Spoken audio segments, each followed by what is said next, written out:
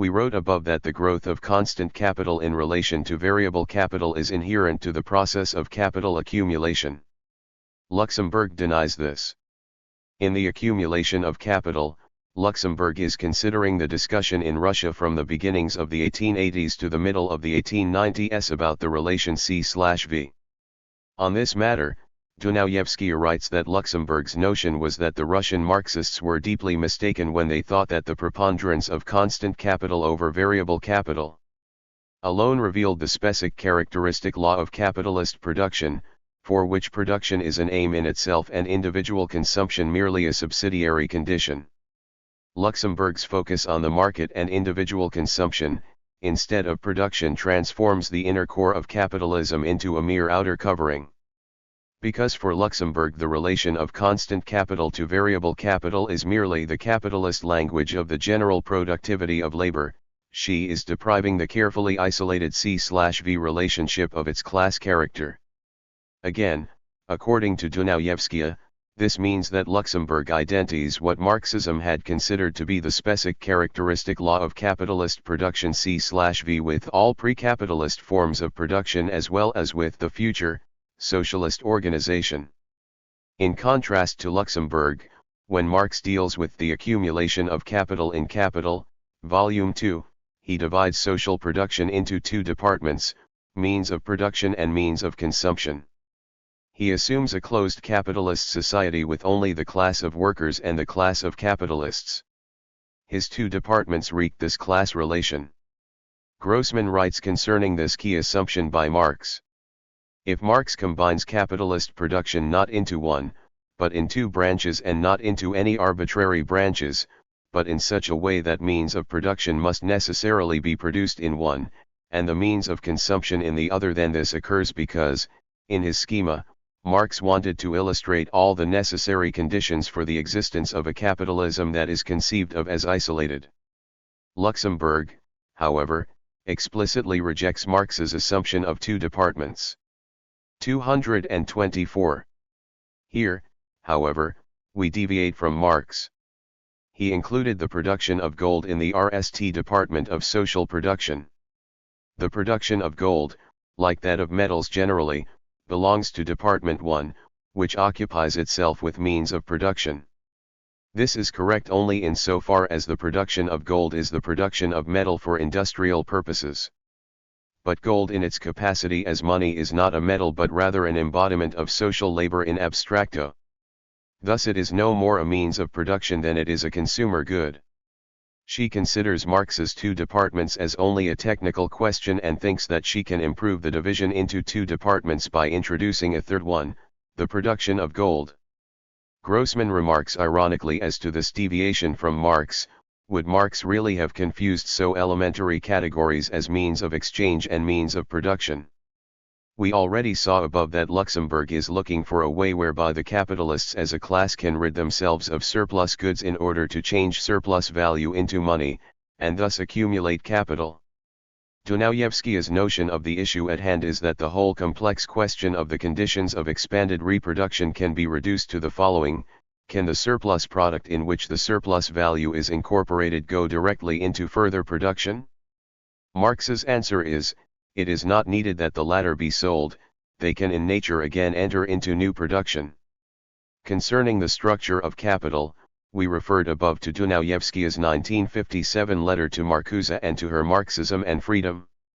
We have to add another point Dunayevskaya introduces, in Rosa Luxemburg, Women's Liberation and Marx's Philosophy of Revolution on Structure of Capital, Volume 1.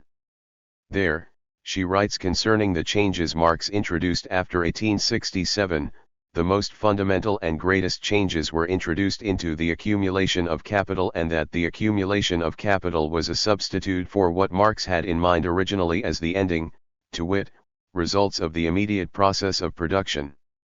She writes further that it is the center point of Volume 2, though it is entitled The Process of Circulation. 225. Part 6 of Capital, Volume 1, The Process of Accumulation of Capital, writes Dunayevskaya, begins with simple reproduction. She adds, So much of the section on erroneous conception by political economy of reproduction on a progressively increased scale answers Rosa Luxemburg, that it is almost impossible to understand how she could have failed to see that the problems in Volume 2 are answered in Volume 1, including even the reference to the fact that the general change of places in the circulation of wealth of society, dazes the sight and propounds very complicated problems for a solution.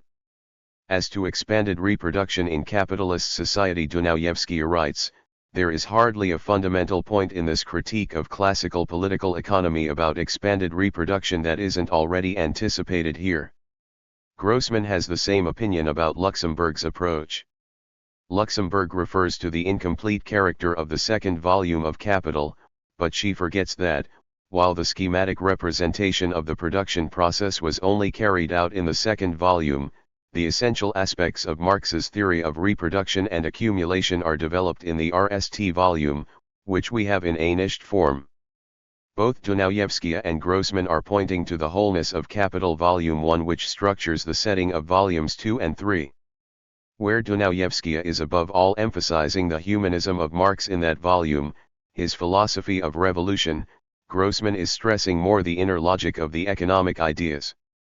7. We can speculate about why it was not possible for Luxemburg to follow Marx's development of the structure of Capital, Volume 1, but it is a fact that she did not do it. During her lifetime the Grundriss was still unknown, except for the introduction, which was published by Karl Koski in 1903.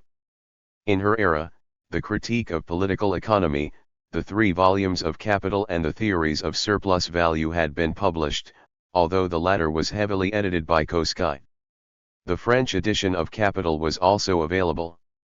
Dunayevskaya refers to Marx's afterword to the French edition of Capital in 1875, in which he writes that the French edition possesses a 226 scientific value independent of the original and should be consulted even by readers familiar with German.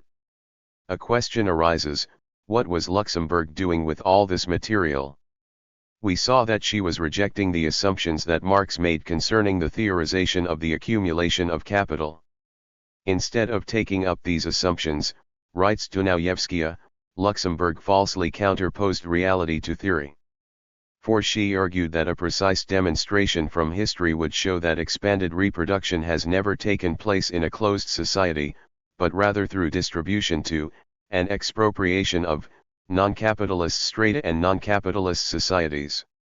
Instead of analyzing how accumulation of capital results from the activity of labor or variable capital in the process of production, she was describing the process by which capital invades non-capitalist lands. Marx, however, was not only engaged with a phenomenological analysis of his age. To be sure, we can see his attentiveness to the phenomenological reality in the very structure of capital, especially in how he takes up the voices of alienated, exploited, and oppressed people, in his concern with their revolts. But he was in the RST place interested in what was the driving force of this phenomenological reality. As we know, he conceived of the law of motion of capitalism as a contradiction, the general contradiction of capitalism, which was the contradiction between labor and capital.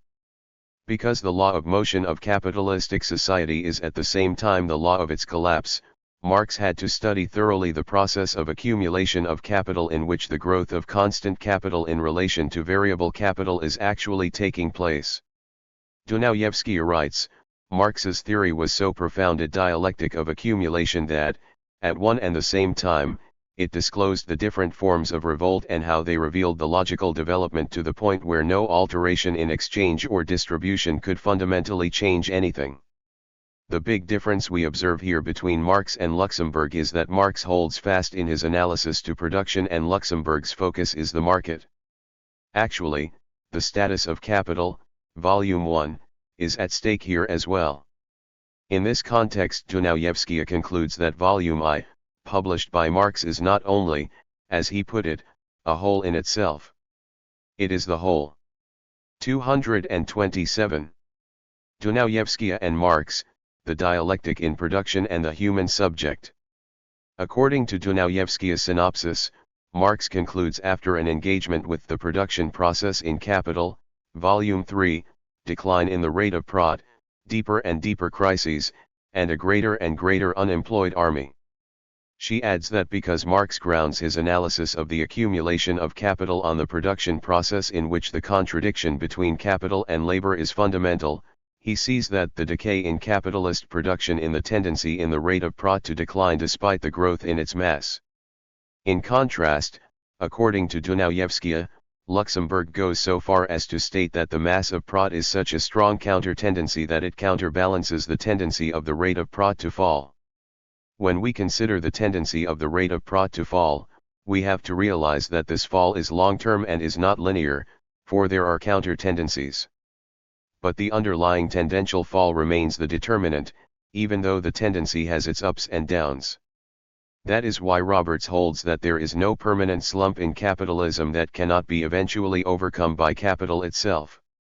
Capitalism has an economic way out if the mass of working people do not gain political power to replace the system. Capital will resurface for a new period of growth and development, but only after the bankruptcy of many companies, a huge rise in unemployment, and even the physical destruction of things and people in their millions. Luxemburg, exactly as bourgeois economists, thinks the cause of capitalist crisis lies in a deficiency of effective demand. She focuses on the market. She does not realize that overproduction or underconsumption emerge because of the fundamental antecedent decline in the rate of prod, which has nothing whatever to do with the inability to sell.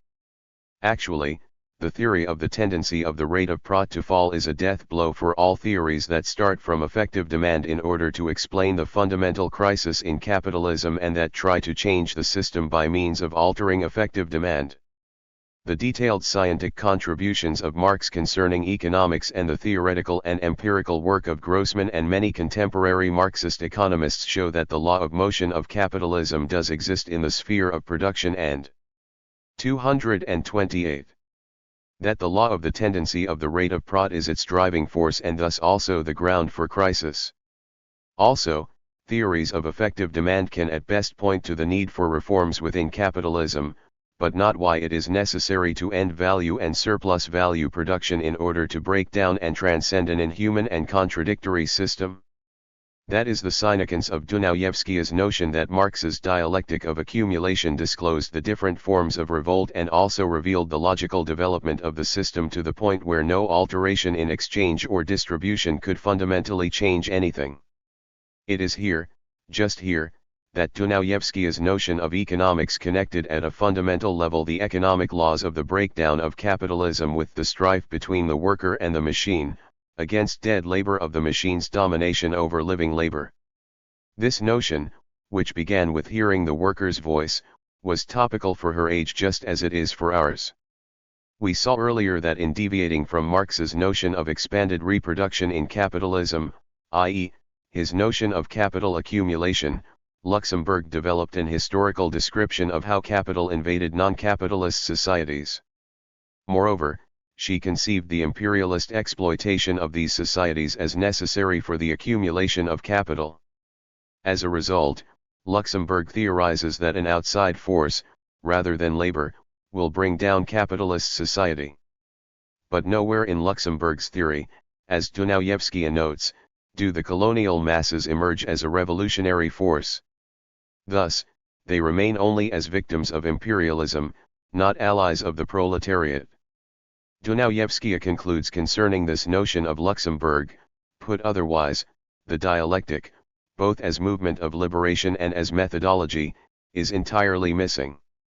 All these opposites coexist without ever getting jammed up against each other to produce a movement.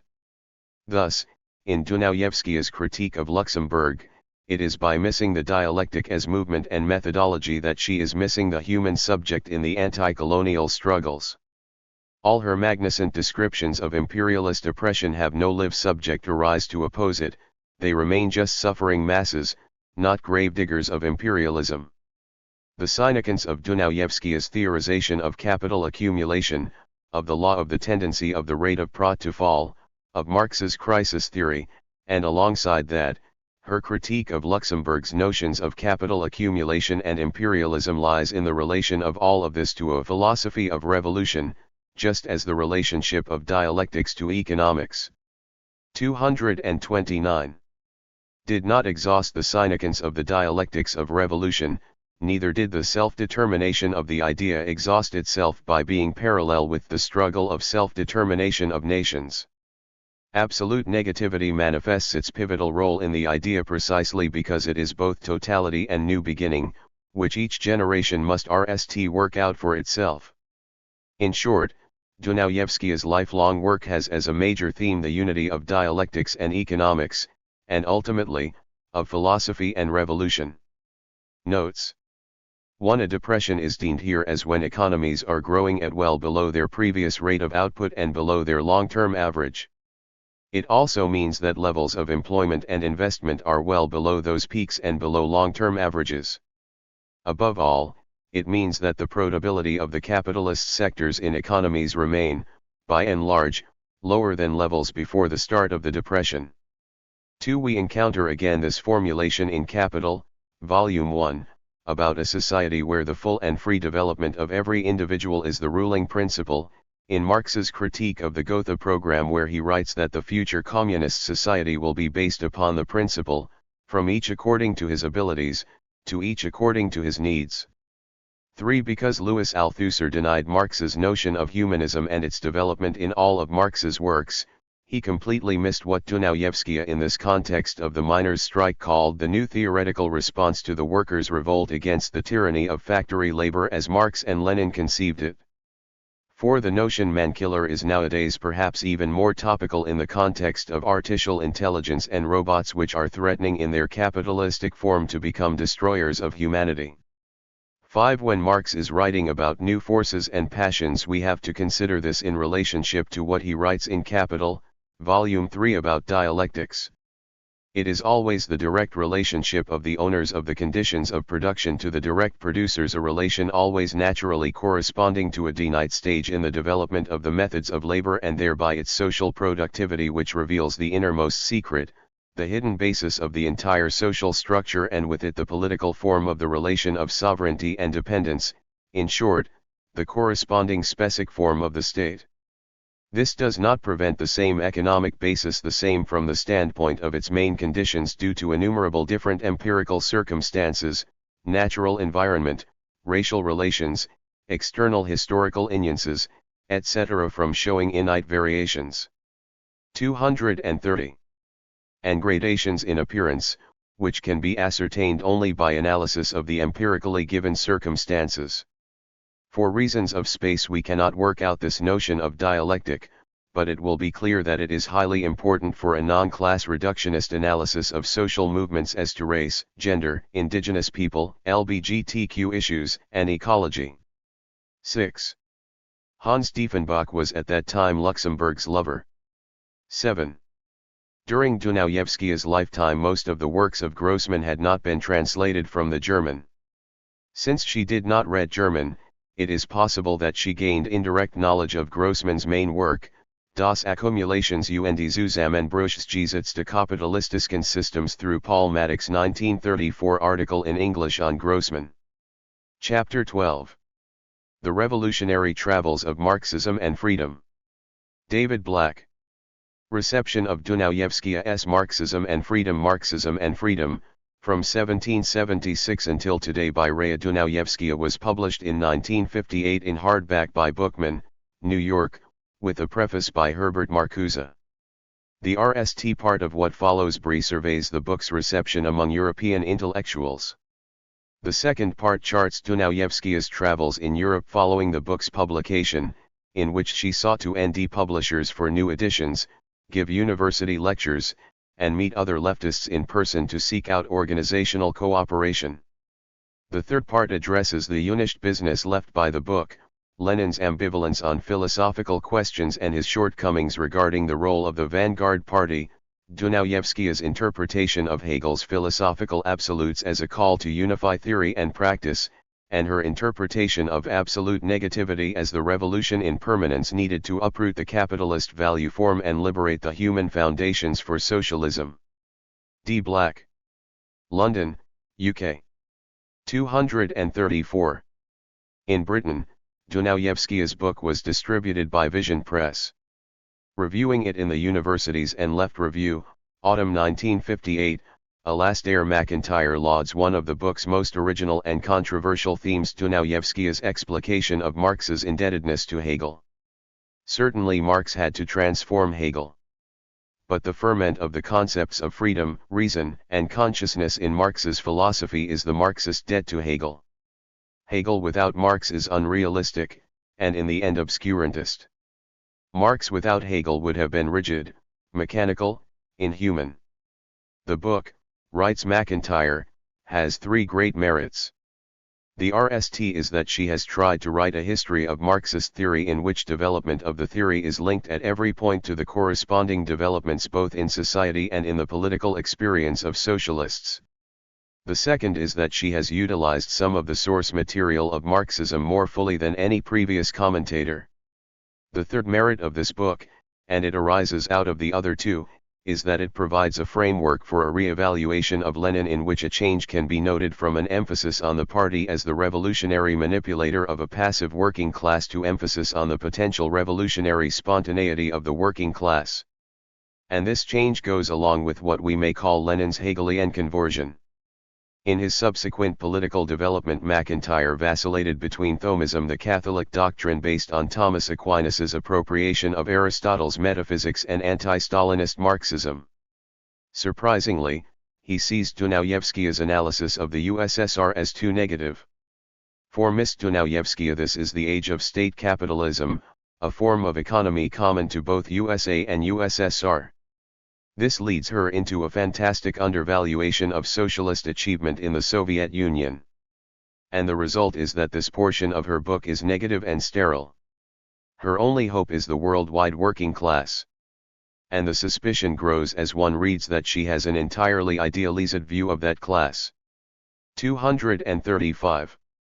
Paul Maddock, a German emigrant, an anti-Bolshevik left communist, reviewed the book in March 1958 for the Boston-based Western Socialist, under the title, A Marxian Oddity. For Maddock, like Dunayevskaya, the Soviet Union was never socialist, but he would seem to agree with MacIntyre's suspicions about an idealized view of the world working class.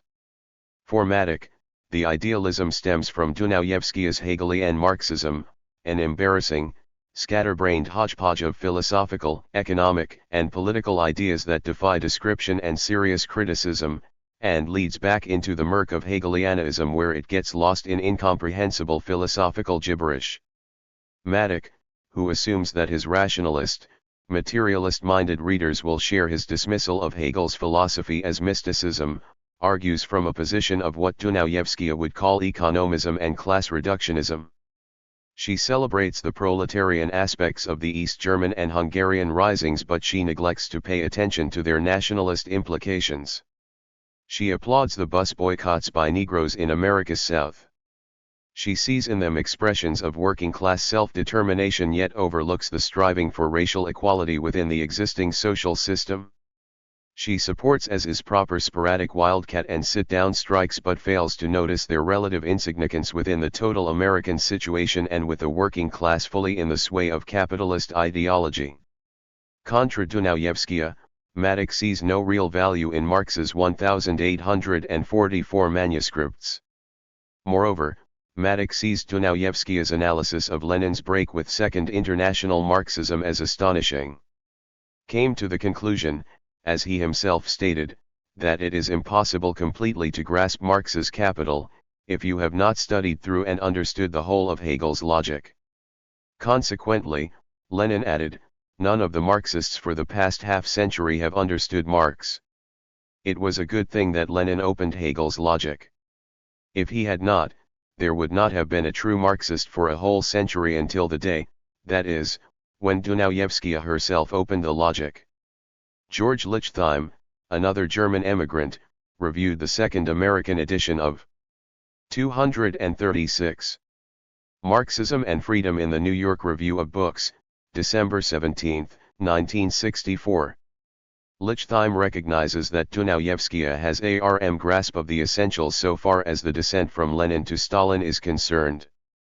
However, Her own utopianism comes out in the chapter devoted to 1921, the NEP, and the failure of the workers' opposition. It is true that Lenin in 1921 tried to salvage what was left of party democracy, where Stalin later ruthlessly destroyed it. The tragedy of the Russian Revolution, in her view, was that the masses were not really drawn into public life, in the way Lenin had envisaged when he wrote State and Revolution. But in the absence of democracy, how could they have been so drawn in? Mrs. Dunayevskaya might have learned the reasons of the failure from Rosa Luxemburg, whose general outlook is somewhat akin to hers. Dunayevskaya would later write a book taking up Rosa Luxemburg, which would indeed discuss Lenin's and Luxemburg's divergences on democracy and socialism.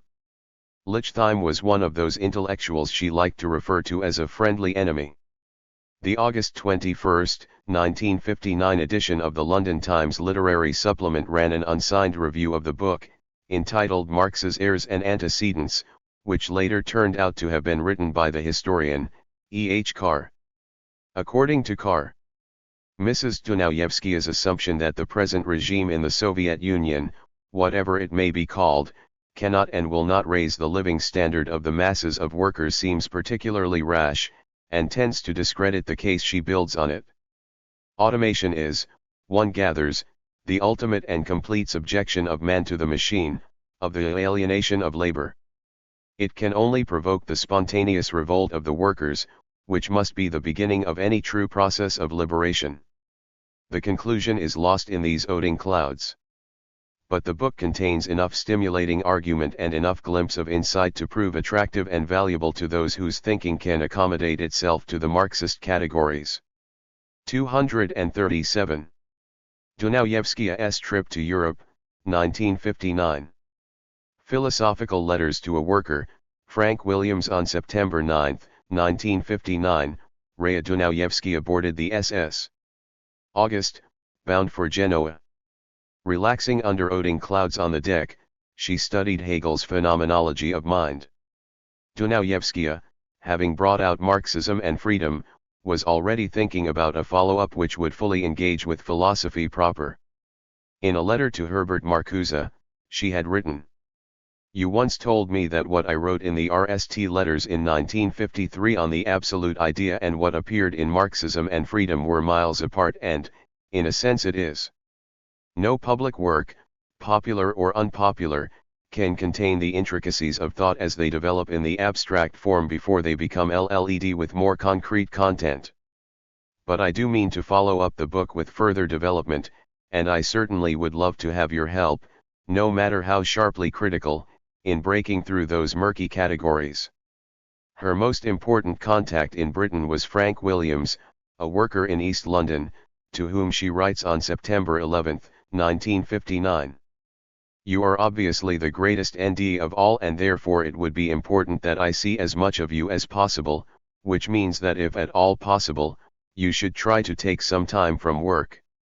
I know what money means, especially as you are a prospective father, but think seriously and we'll see what can be worked out." Her letters to Williams reveal how much philosophy was on her mind, and how its insights could speak to a worker intellectual like Williams who was interested in theory and the history of class struggle. Written from the boat, which means at one with a world free of details and an ocean stimulating to thought. This is not to say that details cannot be so. On the contrary. A great deal of this letter concerns the simple detail never noticed before, because England was never as actual to my thoughts, and that is that the translation and translator's preface of Hegel's Phenomenology of Mind, 1 J. B. Bailey, comes from the University of Leeds. This is one of the few interpretations that has something to say. 238. In her view, Bailey's preface captured the very essence of the Hegelian concept that there are no accidents in history, that the sum total of accidents tells you the true course of history. In Hegel's view, this is not accidental, but the principle underlying human experience. The individual is potentially capable of accomplishing all that humanity has explicitly realized. The wealth of human resources is his rightful inheritance and endowment, the achievement of humanity is his own foolement, its range and its height, the measure of his stature and his worth. The proof that philosophy is concrete too is the fact that he refused to capitulate to anyone who thinks thought is abstract. He not only in his comments before each section relates each stage of consciousness to the historic period, from Greek civilization through the French Revolution to which it pertains, but he relates the whole movement from abstract to concrete in Hegel to the movement from potentiality to actuality. In a couple of places he reminds me of Marx. How could possibly a man like that fail to be interested in some of Marx if he had ever heard of it outside its perversions, direct and indirect? Bailey's University in Leeds was, as it happened, one of the places where Dunayevskaya was scheduled to give a lecture on Hegel and Marx. She asks Williams to try and ND out if Bailey is still alive and, if so, to track him down so she could meet him. For Marxist humanism, the movement from abstract to concrete was a relation of philosophy to revolution, and of ideas to class struggle. I take it for granted that the proletarian developments will be the basis always and that a country that is as rich and advanced in its proletarian history as England with its levellers, diggers, Chartists will produce many RSTs to the preface of such an English edition.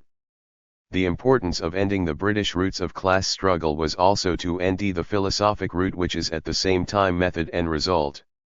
In this case to combine root, method, and result is neither dilettantish nor too all-encompassing. It means only that in today's proletariat, English proletariat, you will end the continuators of the Hegelian tradition. And if that is not obvious, it is because no intellectual has been looking seriously. 239. Marxism and freedom gives us a platform. Now, I am not creating a theory out of the accident. But here is the history of Hegelianism in England to show you why my contents has a solid basis. Talk of a Hegelian tradition in the history of the British proletariat was by no means as off-beam as it might have appeared to historians of the 1950s, who had failed to take account of the profound Hegelian writings in the Chartist press of Helen Macfarlane, who is described by Marx in 1851 as a rara avis with original ideas compared to most empirically minded Chartist leaders. But neither Williams nor Dunayevskaya were aware of this at the time. Looking forward to the Paris end of her trip, she shares her thoughts with Williams on the writings of the Marxologist, Maximilien Rubel, whom she'll meet. Now Maximilien Rubel of Paris has decided that all Marx used was method and that both dialectical and historical materialism are Engels's vulgarizations. Now there is no doubt Engels was just a follower and that the humanism of Marxism and the simplicity of the dialectic escaped him, so that his 1886 version of Feuerbach is vastly inferior to the young Marx's of 1844 which he was bringing up to date. But to accuse Engels of not understanding that for Marx both reality and thought are one continuous process is to misread the young Marx's criticism of Hegel's idealism for a criticism of actual thought. In the end, Rubel had to say Lenin made the same mistake. So here is one who does understand humanism, but because he doesn't see it concretely as end of division of mental and manual, he suddenly calls it all ontology, i.e., a closed system, beginning and ending with thought's development and nothing else, and of course if it were only ontology we would reject it. Now I say all this to you because if you have no Rubels and Marcuses bearing such names, we will be meeting them bearing other names once we try to penetrate the intellectual closed circle, and we must have some RST class intellectuals in the proletarian movement. We will have to teach them to give up the million ways they have of avoiding the proletarian reality, and then they'll be good. I'll even call them indispensable if they accept the proletarian discipline. Let's use my trip to go searching for some. 240. The Italian left.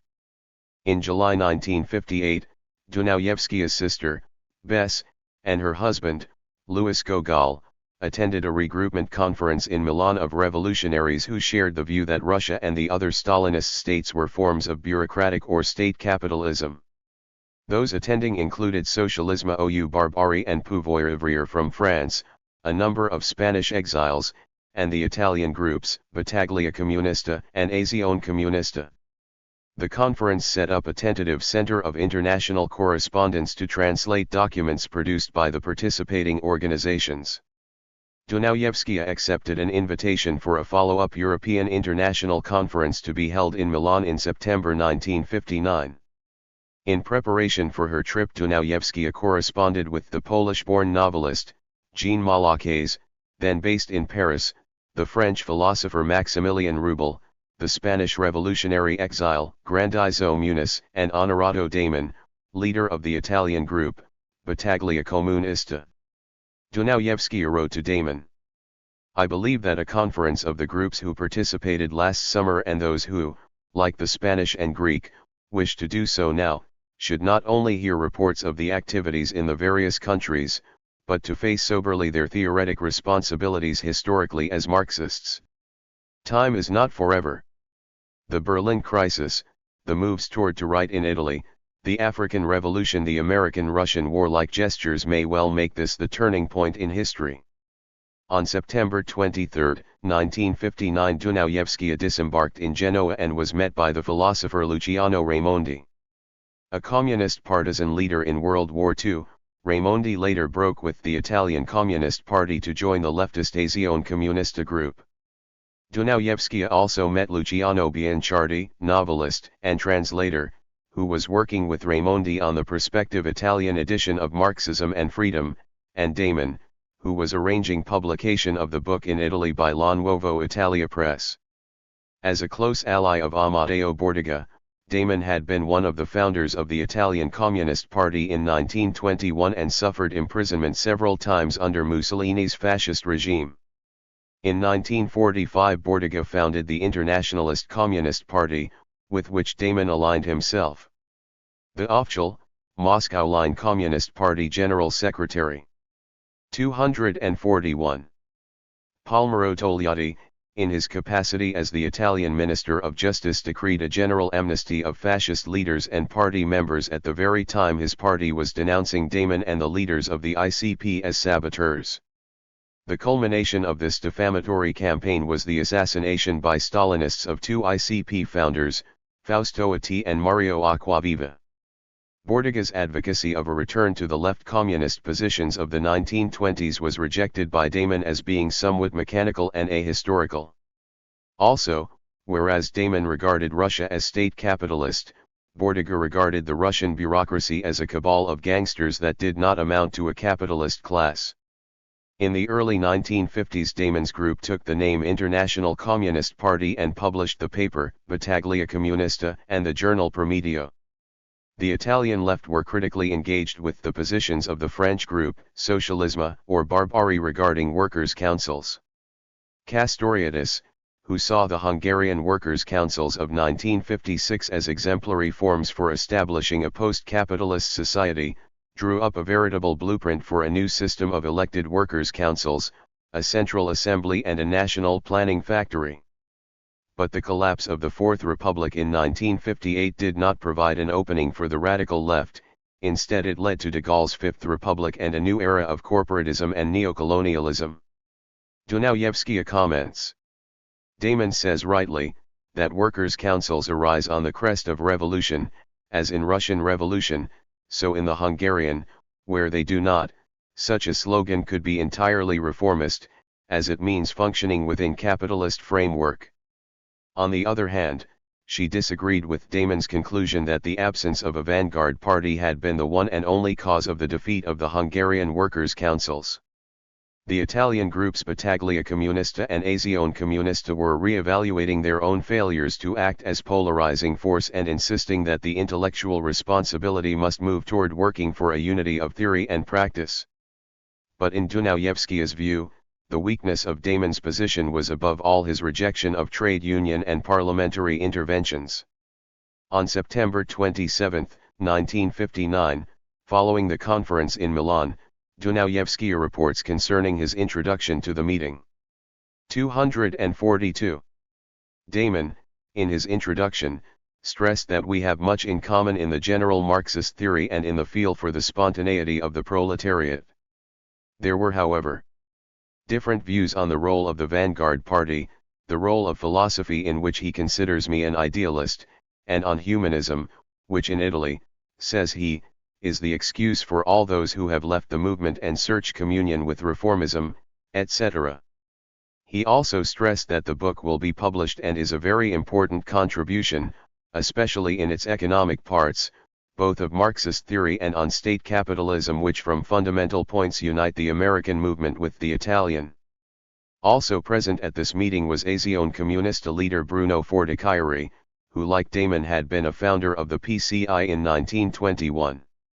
It was interesting, incidentally, that the only time I was interrupted in the speech, in the RST few minutes I spoke about how the few here as compared to the 2 million of the camp show us our problem, was a remark by Fortichiari that but these few are very good, and we have others who did not come because of work, but they too are of the best. I agreed they were of the best, the very best, but reality and totality of crisis only emphasize the task. The fact that they are vanguard, or as they put it even more precisely, nucleus of vanguard, is important for their morale as for other things. One criticism consistently leveled at Dunayevskaya throughout her revolutionary life was that her refusal to drop or water down the key philosophical/political tenets of Marxist humanism in favor of left unity or regroupment was sectarian.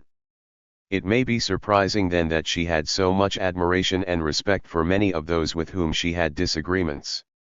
Damon and Fortichiari, after all, stood out all their lives as revolutionaries, having opposed imperialist war in 1914, supported the Russian Revolution, fought against fascism, and opposed Stalinism, all at considerable personal cost. And they were now giving a platform to the new ideas of Marxist humanism, itself developed during the McCarthyite repression in the USA. 243. In the discussion on collaboration between the Italian left and Marxist humanism for the purpose of building a new international movement, Dunayevskaya promised that their role in producing an Italian edition of the book would be reciprocated straightway by throwing the columns of the Detroit-based Marxist humanist paper, News and Letters, open to contributions from their Italian workers, by building a future conference of Italian groups, US and British Marxist humanists, African revolutionaries and others to discuss theoretical and practical developments, and by organizing the sale and distribution of each other's publications.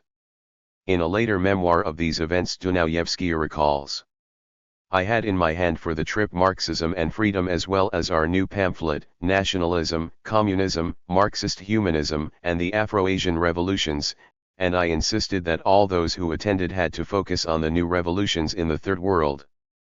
I asked that the African comrades be invited the European International Conference itself, while not grounded in philosophy, Marxist humanist, or otherwise, and not agreeing with my analysis of the very new African revolutions, did approve my motion to continue discussion on a regular basis in the Italian journal, Prometeo. Prometeo continued to publish my articles, which included my critique of Luxembourg's accumulation of capital, as well as one on the Cuban Missile Crisis. Unfortunately, none of the groups represented at the September 1959 European International Conference did much to follow up Dunayevskaya's suggestion to work with African revolutionaries. The British scene. Dunayevskaya was not unfamiliar with the British left, having visited London in 1947, but had no real interlocutors there until the publication of Marxism and Freedom. On that RST visit, she had tried to engage with Tony Cliff on the question of state capitalism. She also tried to meet members of the Trotskyist Revolutionary Communist Party, but was blocked by Gary Healy, a notorious, dictatorial sectarian, who regarded the organization as his own personal property. Dunayevskaya's letters to Williams express what building an organizational presence in Britain would entail. 244. What is basic, after all, with these splinter groups with their miserable little mimeographed sheets, is not yet one more group that is broad. What is needed is a group that knows where it is going and lays the Marxist foundation for it. Once it does that, it can collaborate with all other groups that it wishes to the extent which is required, etc., etc. Before it does so, on the other hand, it would only add to the confusion, not the clarity. I will leave it in your hands, which should precede which. Dunayevskaya arrived in Britain days after the October 8, 1959 general election. In Britain's booming post-austerity economy, in which Social Democrats proclaimed the end of ideology, Tory Prime Minister Harold Macmillan's slogan, "You've never had it so good," returned the Conservative Party to office in a near landslide victory over Hugh Gaitskell's Labour Party. On October 11 a meeting for Dunayevskaya was held in Liverpool at the Stork Hotel, Queen's Square, where she found the audience so broken up over Labour's election loss that they could not see beyond prosperity and youth who don't know depression and had voted Tory.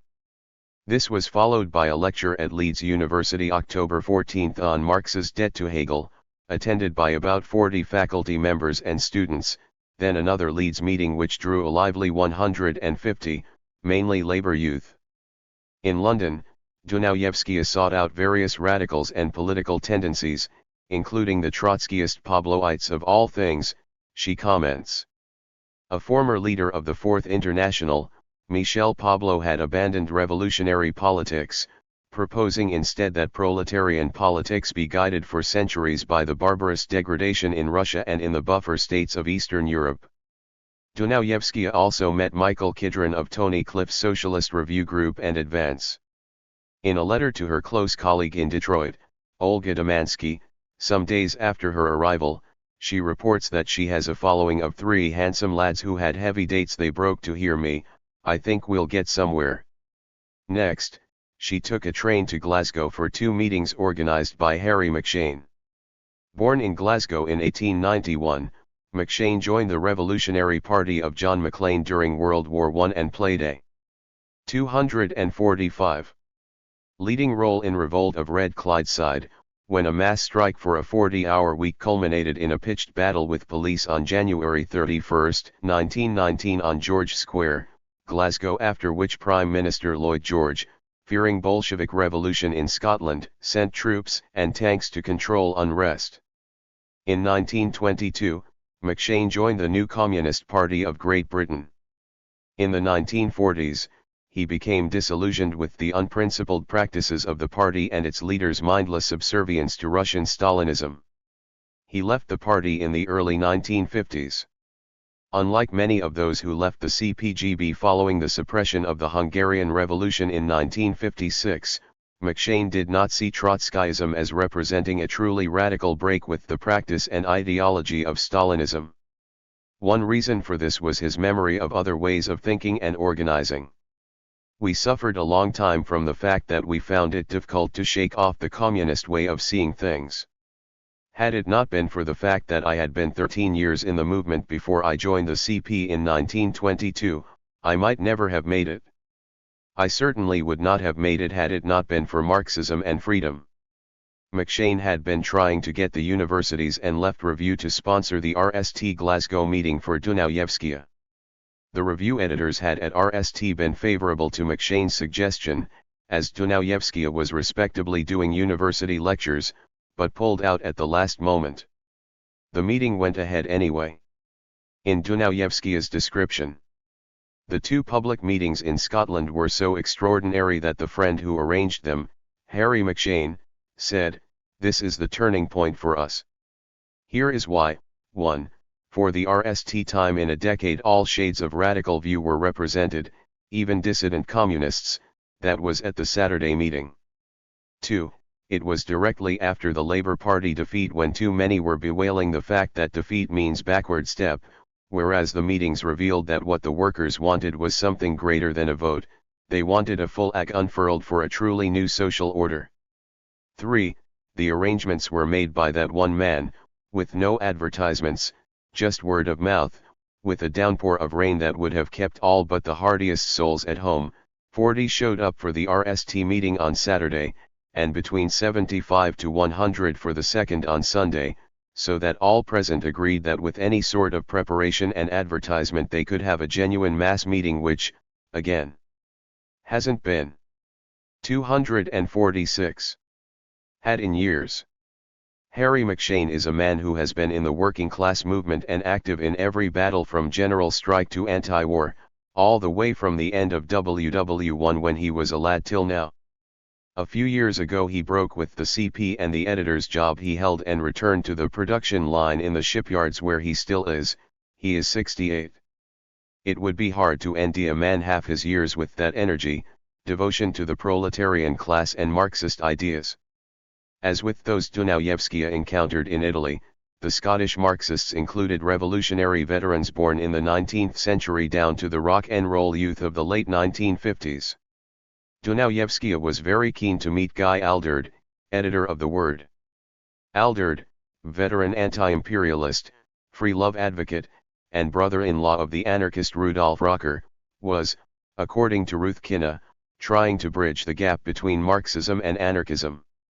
Believing that his position captured the best of Marxist and anarchist traditions, he argued that socialist factionalism was based on a distortion of Marx's work and that the relationship between Marxism and anarchism was properly understood as one between the head and heart of the movement. Dunayevskaya, despite her criticisms of anarchism, wanted to meet Alderd. According to a letter from Dunayevskaya to Williams, wrote enthusiastically about MNF, and had an editorial on it promising a long review, but that never was. I wondered why, or if anyone knows about him. He should certainly be informed of my having a meeting in Glasgow and that I personally want to see him. The meeting, however, did not take place. Dunayevskaya records that at one of the Glasgow meetings, present too was the daughter of John Maclean, the name which, up to the time of his death in 1923 and even now, stands for the one who got his Socialist Party in World War I when the whole Second International collapsed, to vote against imperialist war. I spoke on Marxist humanism from 1844 through to the Hungarian Revolution of 1956, with a good deal of time on the contribution of American miners in the 1949-50 strike to the question of what kind of labor should man perform. At the end, Maclean's daughter began to say that since the days of her father she had heard nothing like it, genuine Marxism. At the end of 247. The second, larger, meeting, much of the audience didn't wish to leave at all, and since I had to catch a train directly after the meeting they grabbed my bags and began to carry them, and before we knew it something like 25 came with us to see me off on the train. We could have had hundreds and hundreds at your meetings, everyone bewailed.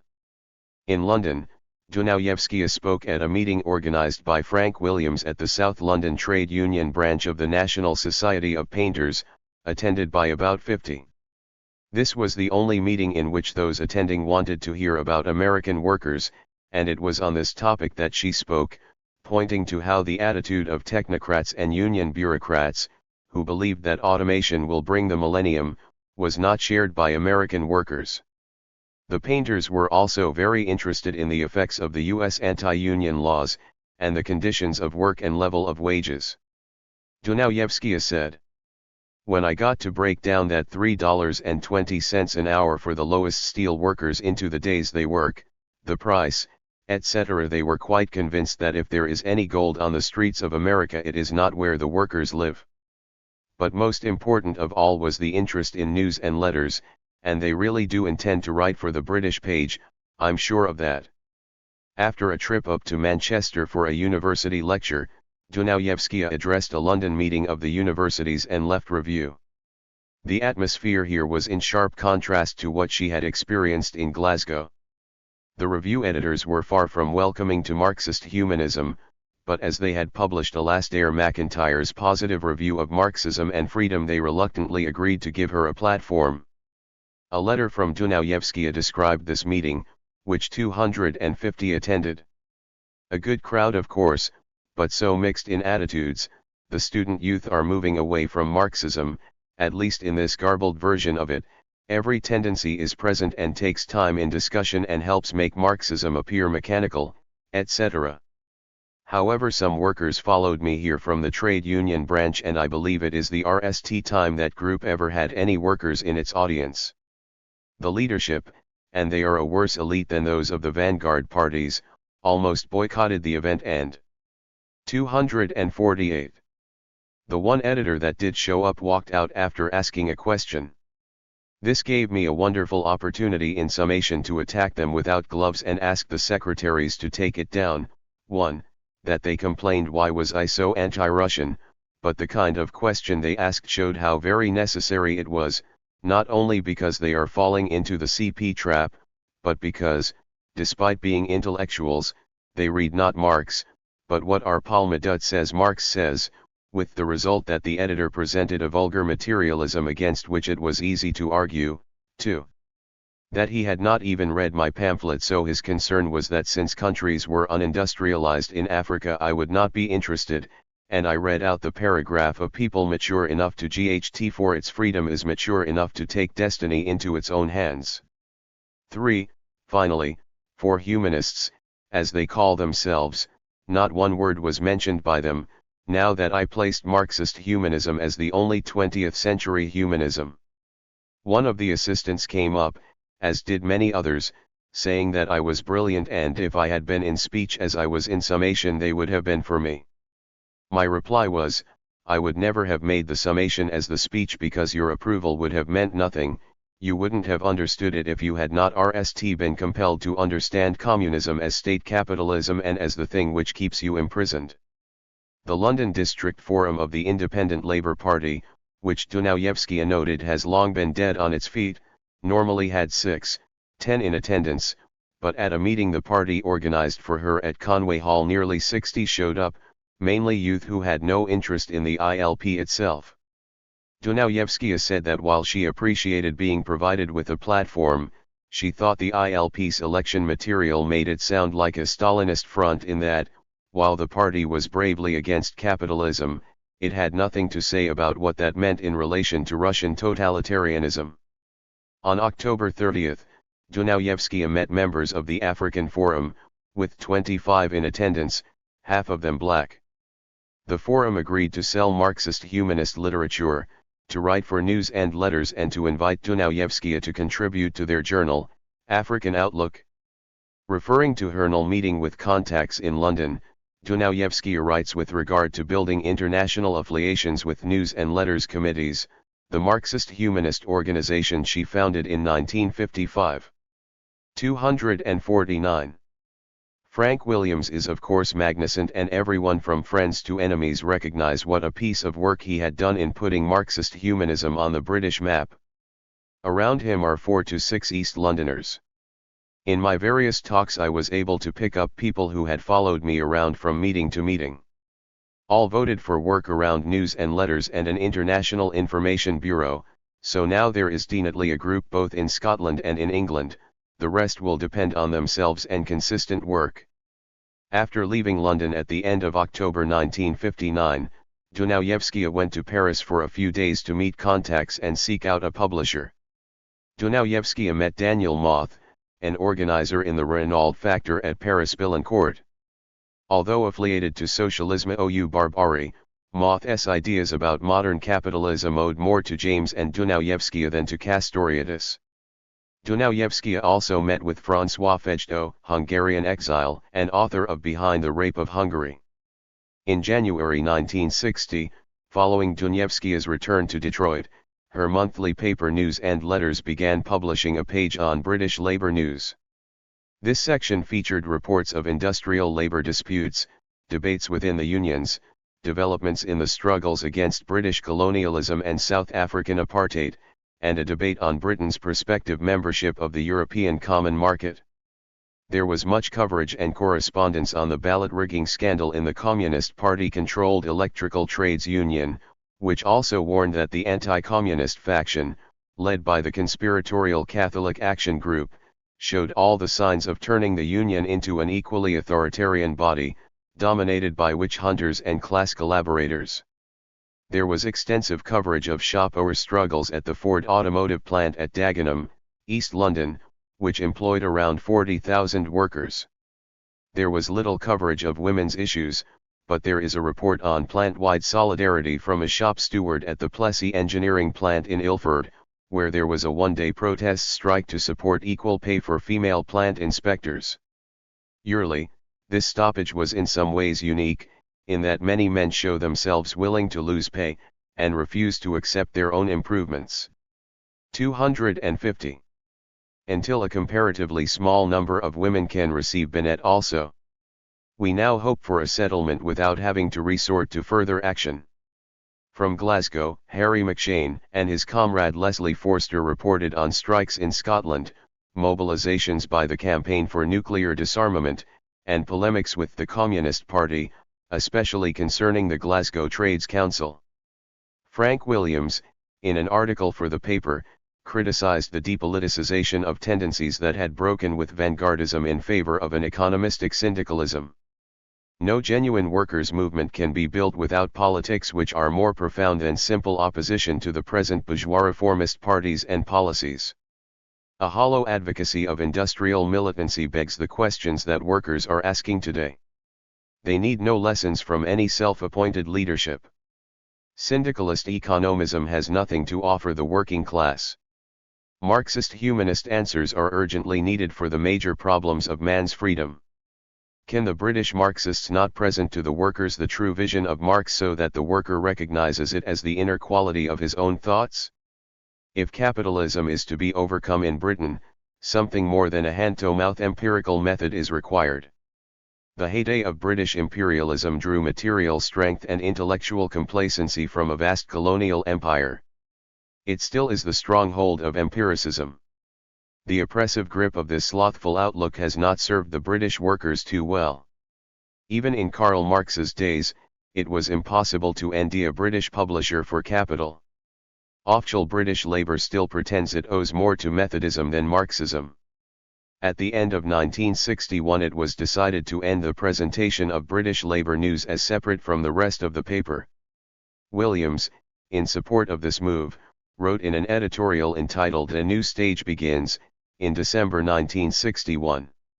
I think extension of the international content of the paper as a whole with regular permeations of co-thinkers' articles and direct news reportage and readers' views as a unit editorial whole, and not split into one British page and 7 mainly US, is a very wise decision of the editorial board and will result in the international role of the paper, as the medium of a total world outlook, being seen much more clearly by all. 251. Shortly afterward, Frank Williams, who had been editorially responsible for most of its English content, dropped out of politics and trade union work. According to Sheila Leslie, a veteran British socialist born in 1927 who knew Williams at the time, his heavy commitment to political and trade union work, as well as problems at work, seriously strained his family life. He found himself having to choose between his political activism and his marriage. Later British developments. It took until 1971 for a British publisher, Pluto Press, to take on Marxism and Freedom. It appeared with 2 prefaces, the original one by Herbert Marcuse alongside a new one by Harry McShane. Pluto Press was, at this time, the publishing arm of the International Socialists, led by Tony Cliff. The book's analysis of Russian state capitalism found favor among anti-Stalinists who were unconvinced by the orthodox Trotskyist designation of the USSR as a degenerated workers' state.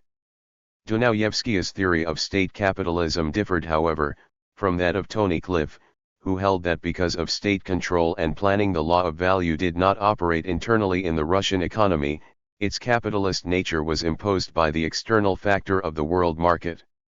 There were other forces on the revolutionary left such as the followers of Castoriadis who could see little in Lenin's legacy other than an authoritarianism that paved the way for Stalinism. Add to this the fact that Britain is the ancestral home of empiricism, and many found Lenin's post-1914 Hegelianism hard to digest as well.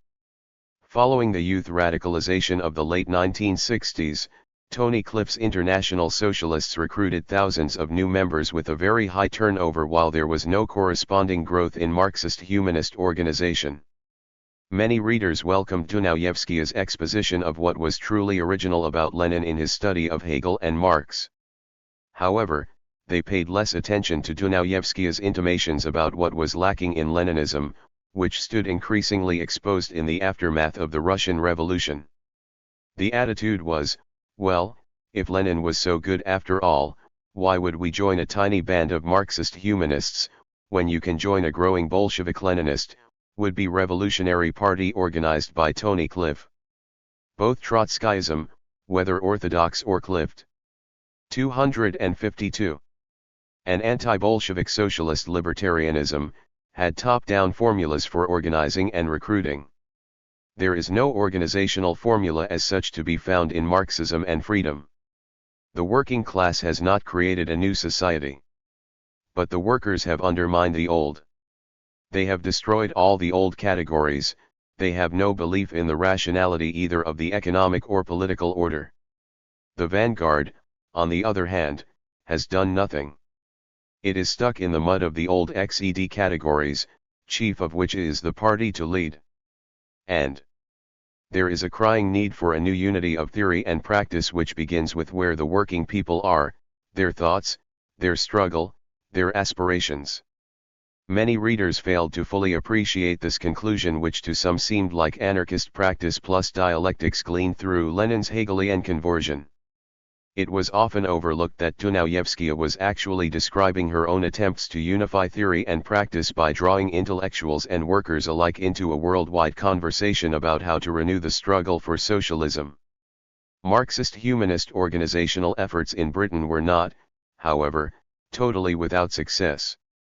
In the 1970s, Harry McShane had the brilliant idea of publishing the chapters in Marxism and Freedom on the 3 volumes of Marx's Capital, as a separate pamphlet. McShane referred to the success of John Maclean's classes on Marx's Capital in Glasgow before the First World War, which were attended by VE 100 workers every Sunday afternoon. Dunayevskaya readily agreed, and the pamphlet was published in 1977 with a foreword by McShane, an introduction by Dunayevskaya, entitled Today's Epigones Who Try to Truncate Marx's Capital, which critiqued Ernest Mondel's introduction to the new Penguin edition of Capital Volume I, and an appendix, also by Dunayevskaya, entitled Tony Cliff Reduces Lenin's Theory to Uncanny Intuition. It's hard to imagine now, but back in late 1970s there were hundreds of left and alternative bookstores in Britain, and there was a national distributor to service them. British Marxist humanists managed to convince the distributor to take 500 copies. 253. Unfinished business. From Lenin to Hegel. Marxism and Freedom, though a significant theoretical progression for Dunayevskaya, did not contain all that she would have to say on Hegel, Marx, and the revolutionary tradition in the following decades of her life. As late as 1986, writing to the philosopher, Louis Dupré, it is evident that she was still grappling with her 1953 breakthrough in the letters on Hegel's absolutes. Along with the battle I'm currently having with myself on the absolutes, I am now changing my attitude to Lenin. What had changed was that in her 1982 book, Rosa Luxemburg, Women's Liberation and Marx's Philosophy of Revolution, Dunayevskaya had developed the category of post-Marx Marxism as pejorative. This meant separating Marx's critique of capital from all subsequent interpretations, whether by Engels, Luxemburg, or Lenin. In Lenin's case there had been a failure, despite his own Hegel studies, to connect dialectics to organization. In practical terms, Lenin's concept of the elite vanguard party was, of course, freely adapted by Stalin to validate his single-party totalitarian state. In philosophical terms, the problem, as she explained it to Dupré, lay specifically in the chapter of cognition, in the third part of Hegel's Science of Logic, the doctrine of the notion. In Hegel's writings, spirit is the realization of reason and the good in the historical process. Spirit unfolds itself in the world as the notion transformed by desire and labor, arriving, as it were, in the post-feudal world of industrialization, division of labor, and Adam Smith's political economy. The RST form of the idea in Hegel's doctrine of the notion is life. Life as spirit in post-feudalism has a we-like character which unites the I with the world, and spirit with nature. The second form of the idea is cognition, which is subdivided into pure cognition and volition. Pure cognition has for its object the true, volition, the active self-universalizing subject, has for its object the good. How then does the good become the true, and what is the objectivity of subjectivity? As Hegel puts it, no doubt with the French Revolution in mind. 254. When external actuality is altered by the activity of the objective notion and its determination therewith sublated, by that very fact the merely phenomenal reality, the external determinability and worthlessness, are removed from that actuality. In Hegel's terms, this takes the form of an objective notion. Historically, it becomes the general will that the potential of revolutionary change is actually more real than the merely phenomenal reality, the external determinability, and worthlessness of the crumbling, decadent feudal way of life. In Lenin's 1914-1915 materialist reading of Hegel's Science of Logic, objective truth can be seen as the subjective objective conditions for revolution. The absolute idea represents the unity of theory and practice, with the emphasis on practice. Lenin conceived of the Russian workers' state as a transitional society in the RST stages of socialism, yet still based economically on wage labor, commodity production, and Taylorist production techniques. Although Lenin's State and Revolution of 1917 takes off from Marx's 1875 critique of the Gotha program in challenging reformism, there is nothing in the latter work to suggest that the dictatorship of the proletariat is to be identified with a transitional society, presided over by a state, as Lenin wrote. What was not in Marxism and Freedom, but can be gleaned from Dunayevskaya's later writings, is the recognition that the theoretical void, which she said in 1958 had dated from the death of Lenin in 1924, actually began with the death of Karl Marx in 1883. For Dunayevskaya the question was always, what happens after the revolution? Following the catastrophes of the 20th century, no one seems to know what socialism is, let alone how a revolution might achieve it without recourse to faith in objective technological developments. Dunayevskaya interprets Hegel's idea of absolute negativity as tantamount to what Marx expresses in his concept of revolution in permanence, as well as the argument in the critique of the Gotha program that the all-round development of the individual requires the abolition of the enslaving subordination to the division of labor and the antithesis between mental and manual labor. Marx's 255 critique of the Gotha program was of course not itself a program. As Dunayevskaya puts it, the whole truth is that even Marx's critique of the Gotha program, which remains the ground for organization today, was written 112 years ago. What is demanded is not mere updating, after all the aborted revolutions of the post-World War II world. Ground will not suffice alone, we have to niche the building, the roof and its contents. The changed world.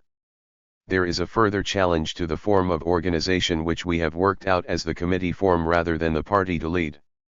But, though committee form and party to lead are opposites, they are not absolute opposites. At the point when the theoretic form reaches philosophy, the challenge demands that we synthesize not only the new relations of theory to practice, and all the forces of revolution, but philosophy's suffering, patience and labor of the negative, i.e. experiencing absolute negativity. Then and only then will we succeed in a revolution that will achieve a classless, non-racist, non-sexist, truly human, truly new society. That which Hegel judged to be the synthesis of the self-thinking idea and the self-bringing forth of liberty, Marxist humanism holds, is what Marx had called the new society. The many paths to get there are not easy to work out. When Marxism and Freedom was published in 1958, Fordist mass production was reaching its zenith and the Cold War was near its height. But by the time Dunayevskaya died in 1987, neoliberalism was on the rise and state capitalist communism was beginning to crumble in what she described as a changed world. Traditional leftism, in the forms of vanguardism and left reformism, was thrown into crisis by the rise of spontaneous rebellions against authoritarian regimes.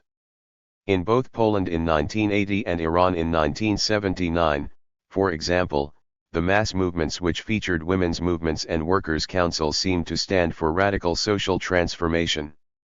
But they were soon taken over, in one case by Catholic reactionaries, and in the other by Islamic fundamentalists. In both cases, capitalist neoliberalism ensued. One of Dunayevskaya's very last writings poses the following questions. 256.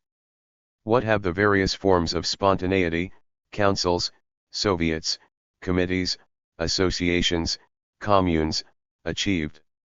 And why, when they did come close to power, it wasn't the political organizations that didn't take them over so much, as that they themselves looked to be taken over. Dunayevskaya had long practiced in news and letters committees, the decentralized committee form of organization, in opposition to the centralized vanguard party to lead. It is certainly the case that oppositions within left activism have manifested themselves in terms of spontaneity versus party control and planning, and more recently, since the anti-globalization mobilizations, as horizontal versus vertical forms of organizing.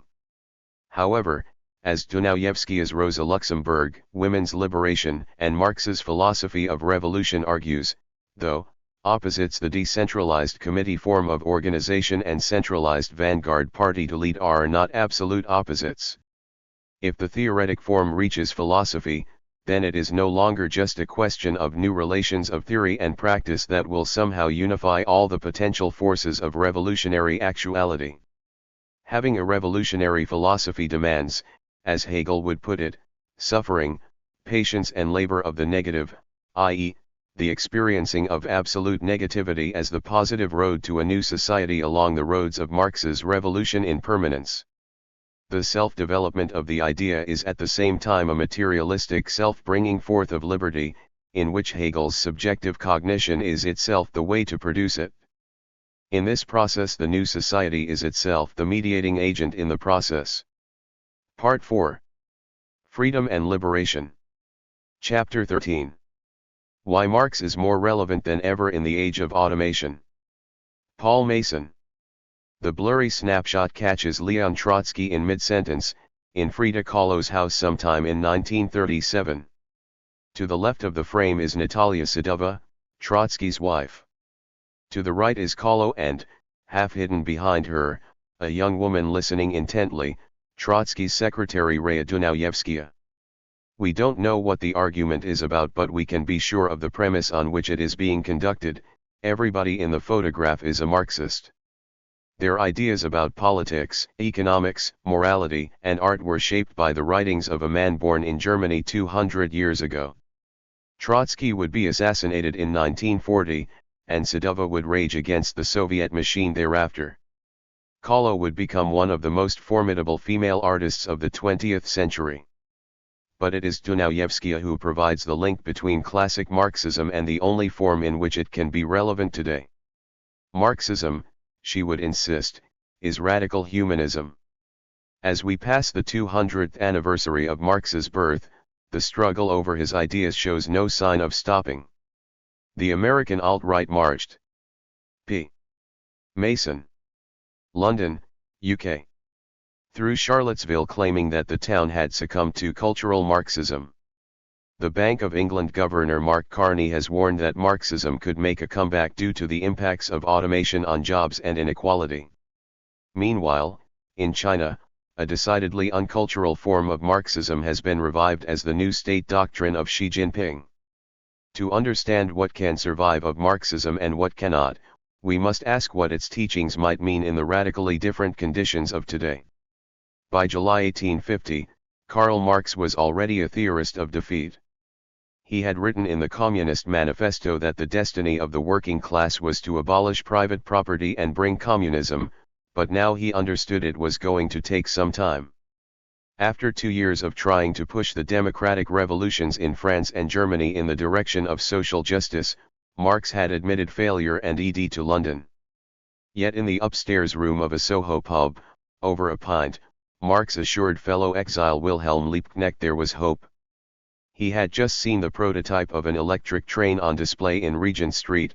The age of steam would soon be over and the age of the electric spark would begin. Liebknecht Records.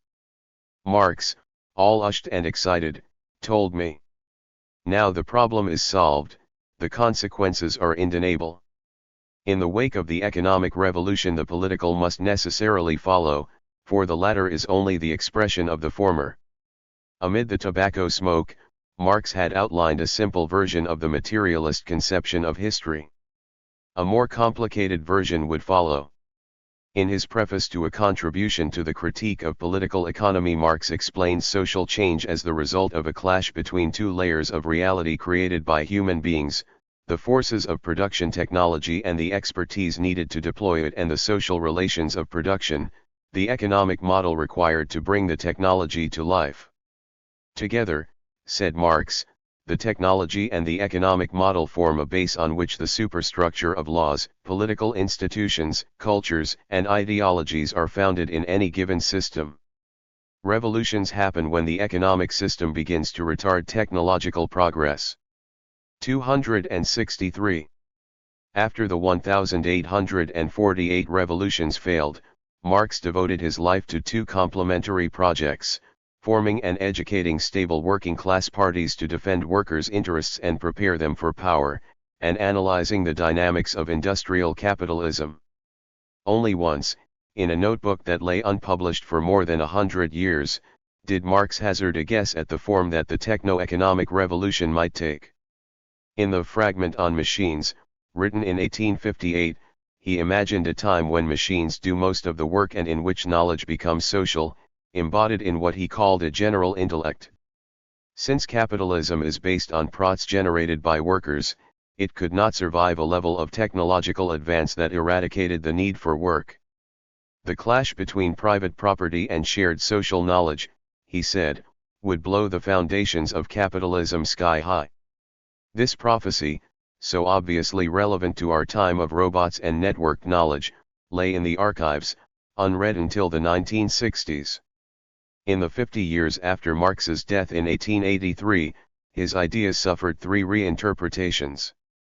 First, his collaborator, Friedrich Engels, tried to systematize Marx's ideas into a theory of everything in the universe, encompassing no longer just history but physics, astronomy, and ethnography. This was the Marxism that the leaders of the early socialist parties learned, but they added a second revision, claiming that Marx's theories just need peaceful parliamentary socialism, not revolution. Then, starting around 1899, there emerged a Marxism of confrontation and class struggle, elevating human willpower and organizational elan above concepts of historical inevitability or XED stages of development. This was the Marxism that both Trotsky and Sadova had learned in the Russian underground, and which brought them together as exiles in Paris in 1902. It said, Russia could only become democratic under the leadership of the working class. The task was to organize workers into a party as confrontational, secretive, and hierarchical as the states run by the Tsars and Kaisers that they were to overthrow. Mass strikes and barricades, not elections and socialist choral societies, were their chosen weapons. By now Marxism also contained a theory of the working class that was diametrically opposed to that of Marx. For Marx, the revolutions of 1848 had failed because capitalism was not ready to be overthrown. For Lenin, by 1902 it was the workers who were not ready and never would. 264. Be without the cattle prod of an elite, underground vanguard party to make them move. The entire skilled workforce of the developed world had been bought off by the proceeds of imperialism, Lenin said. Revolution would be a job for the unskilled workers in the West, and for the peoples of the less developed world. From around 1910 the nationalist revolts and land wars unfolding in Mexico, China, Ireland, and ultimately Russia seemed to confirm this prediction. Trotsky and Sadova had at least seen this new, revolutionary Marxism evolve. For Kahlo and Dunayevskaya's generation it was the only one they had ever known. Dunayevskaya was born to Jewish parents in today's Ukraine in 1910 and emigrated with them to Chicago in 1922. She joined the Communist Party at the age of 14, during a school strike. She left it 4 years later, after having been thrown down a staircase for questioning Trotsky's expulsion from the Comintern. Trotsky had helped to lead the revolution in 1917. He then took part in the abolition of workers' control in factories and the suppression of left-wing opposition movements. But faced with the rise of a new bureaucratic elite he launched, from 1923, his own left opposition. By the 1930s he had concluded that Stalinism and fascism were twins separated only by their differing economic basis. Dunayevskaya's job in the beleaguered Trotskyist movement was to run, from an office in New York, the Russian-language bulletin they were trying to distribute in the USSR. She arrived in Mexico in July 1937 to work as Trotsky's stenographer and translator just as the Great Purge began to roll up their underground networks. Kahlo had joined Mexico's communist youth movement in 1928, aged 21. "I am a communist being," she would write later. For the generation of young intellectuals attracted to Mexican communism, this state of communist being involved not only sexual and artistic experiment, but deep engagement with the indigenous cultures of Mexico and enthusiasm for the peasant wars begun by Emiliano Zapata. If we list the common assumptions of the people in the photograph, they would be, that revolutions usually happen in backward countries, that they involve mobile warfare, peasant land seizures and ruthless repression of the rich, that a Marxist party has to stand aloof from the conservatism of the Western working class and instead defend indigenous peoples and the racially oppressed, and that the working class is 265. The revolutionary subject intrinsically at war with capitalism, though misled. These were self-sacrificing people, prepared to use manipulation and violence for the greater good. But each was, in their own way, struggling to preserve Marxism with a human face, to resist the organized lying, mass murder, and suppression of artistic freedom that Stalinism had unleashed. The tragedy is that none of them understood how thoroughly humanist Marxism had been at its conception, and only Dunayevskaya ever would. Marx disdained philosophy, writing that philosophers have only interpreted the world, the point is to change it. The economic and philosophic manuscripts written in Paris in 1844 but not published in Moscow until 1927 show how he came to that conclusion, through a critique of Enlightenment philosophy that is thoroughly imbued with humanism and RMLY descended from a concept of human nature traceable to Aristotle, via St. Augustine and Hegel. The purpose of human beings, says the Marx of 1844, is to set themselves free. They are enslaved not just by capitalism, nor by any specific form of class society, but by a problem arising from their social nature, which obliges them to work in groups and to collaborate via language, not simply instinct. When humans make things, or discover a new idea, we tend to embody our concept of self in the new object or idea, a process Marx calls self-estrangement or alienation. We then allow our products, mental and physical, to exercise power over us, whether in the form of religions or superstitions, or by fetishizing consumer goods, or by mindlessly obeying routines and disciplines that we have created for ourselves. To overcome alienation, Marx argued that humanity has to rid itself of all hierarchies and class divisions, which means abolishing both private property and the state. The 1844 manuscripts contain an idea lost to Marxism, the concept of communism as radical humanism. Communism, said Marx, is not simply the abolition of private property but the appropriation of the human essence by and for man, the complete return of man to himself as a social being. But, says Marx, communism is not the goal of human history. It is simply the form in which society will emerge after 40,000 years of hierarchical organization. The real goal of human history is individual freedom and self-realization. 266. When they published these notebooks in 1927, Soviet academics treated them as an embarrassing mistake. To do otherwise would be to admit that the whole materialist conception of history, classes, modes of production, technology versus economics was underpinned by a profound humanism, with moral implications. Dunayevskaya, who got hold of a Russian version of the Paris manuscripts in the 1940s, spent nearly a decade hawking her English translation around, before publishing them herself in the mid-1950s. She understood the Paris manuscripts were a challenge to all previous interpretations of Marx. For the Soviet bureaucracy, the contrast between Marx's idea of freedom and their own drab, oppressive reality was obvious. For Western Marxism, which had become obsessed with the study of permanent structures.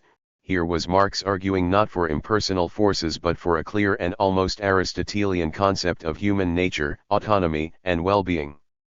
Could it be, Dunayevskaya asked, that all the disasters that had befallen the Marxist left were traceable to the rigid theories propagated by Engels? Could it be that the ruthlessness of the Bolshevik tradition, always justified by the goal of working-class power, was unjustified when compared to the goal of communism outlined by Marx? Could it be that Marxism was not, after all, a break with the philosophical humanism of the Enlightenment, but its most complete expression? These were the conclusions Dunayevskaya drew. And from them she outlined new practical priorities. All left-wing politics in the future had to be based on the experience of individual human beings and their search for freedom. In 1950s America this meant not only joining the struggle for workers' control on the factory floor, but also advocating feminism, black civil rights, the rights of indigenous people and supporting anti-imperialist struggles in the global south. It meant, when the revolts against Stalinism began in Germany and then Hungary, supporting them without equivocation. When researchers eventually discovered and published Marx's Fragment on Machines in the late 1960s, Dunayevskaya understood it was the last piece of the puzzle.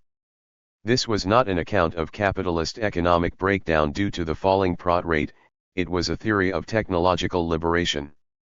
Freed from work by the advance of automation, Marx had foreseen how humanity would use its leisure time, for the free development of the individual, not some collectivist utopia.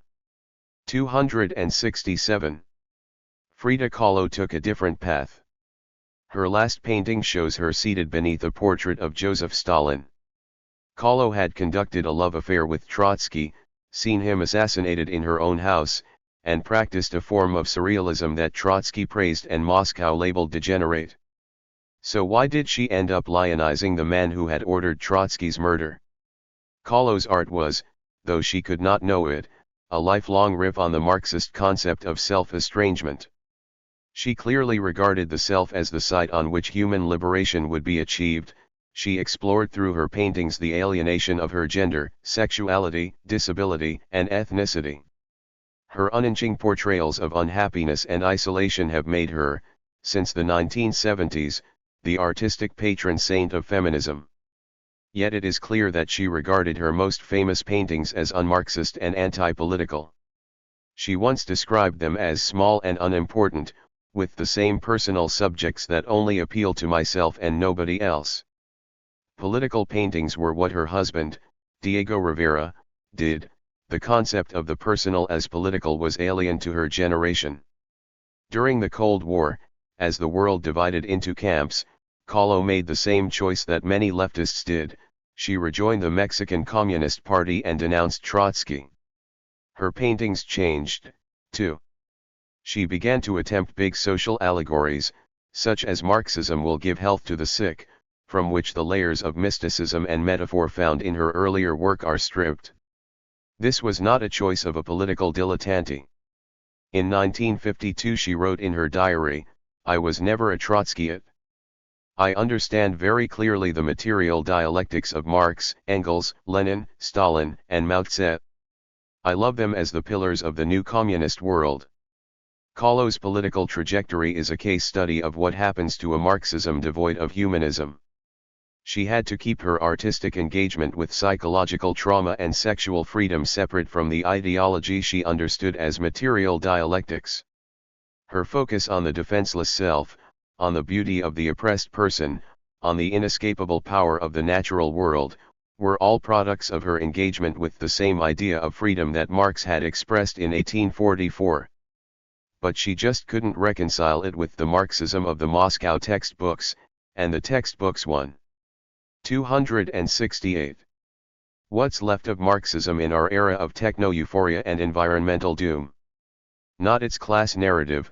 Despite the doubling of the global workforce, the workers of the developing world are as encaged in bourgeois society as their white, male, manual counterparts became in the 20th century. Workplace unrest will continue, but capitalism has worked out how to quarantine it away from revolution. That's only a tragedy if you have never read the Paris manuscripts. The Marx of 1844 theorized communism RST, and the workers' role in bringing it about second.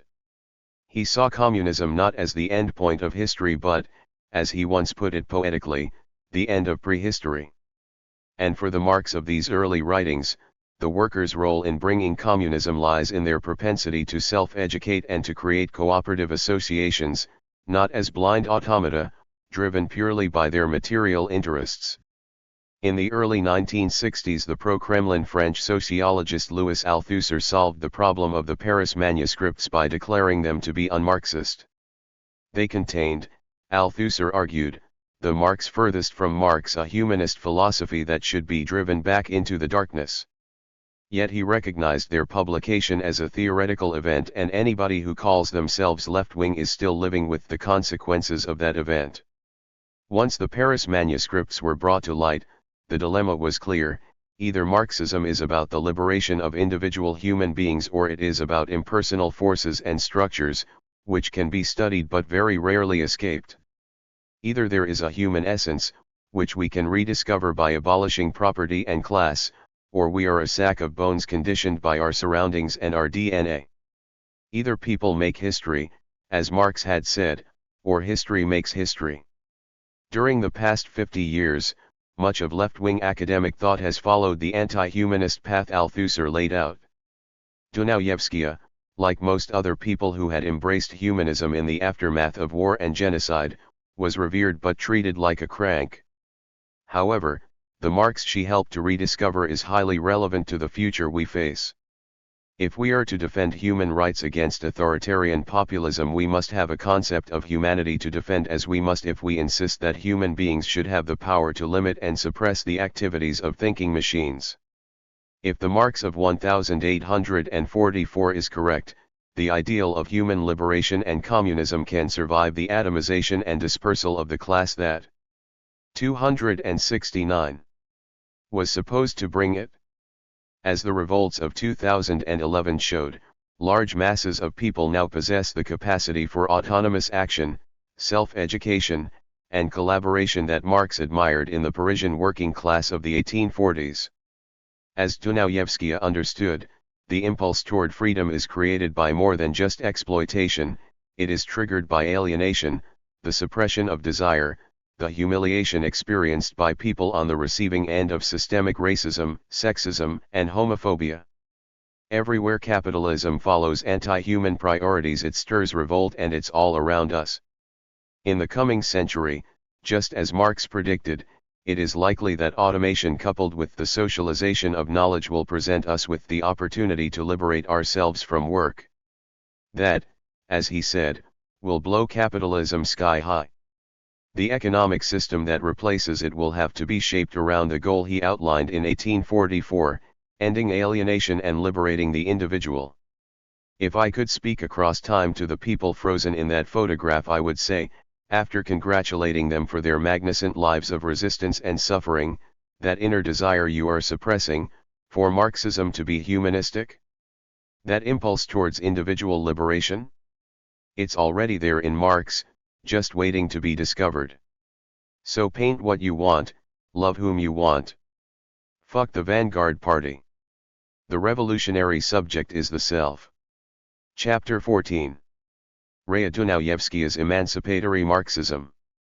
Frederick Montferrand. Marxism is a theory of liberation, or it is nothing. Raya Dunayevskaya. Raya Dunayevskaya is one of those individuals in whom the historical and the biographical, or to use the Hegelian vocabulary she so continuously draws on, the universal and particular, tend to coincide. One born Raya Shpigel in 1910 in what is now Ukraine, at that time integrated into the Tsarist Empire, she lived through the great jolts that traversed the history of the 20th century, the two world wars and the Cold War, the October Revolution and the Chinese Cultural Revolution, as well as the national liberation struggles that spelled the end for the colonial empires. She emigrated to the United States in 1922, where she died in 1987. There, she carried out continuous political and intellectual activity, which led her to participate in the major struggles of the proletariat, the youth, and oppressed minorities, and which led her to cross paths with some of the most important figures in 20th-century critical Marxism, Leon Trotsky, with whom she collaborated in Mexico in 1937 to 1938, C.L.R. James, with whom she founded the Johnson Forest Tendency in F. Montferrand. University of Namur, Namur, Belgium. 1941, Cornelius Castoriadis, whose analysis of the USSR she shared to an extent, but whom she would ultimately criticize as a detractor of Lenin, and Herbert Marcuse, with whom she engaged in a long correspondence, and who would provide the preface to Marxism and Freedom.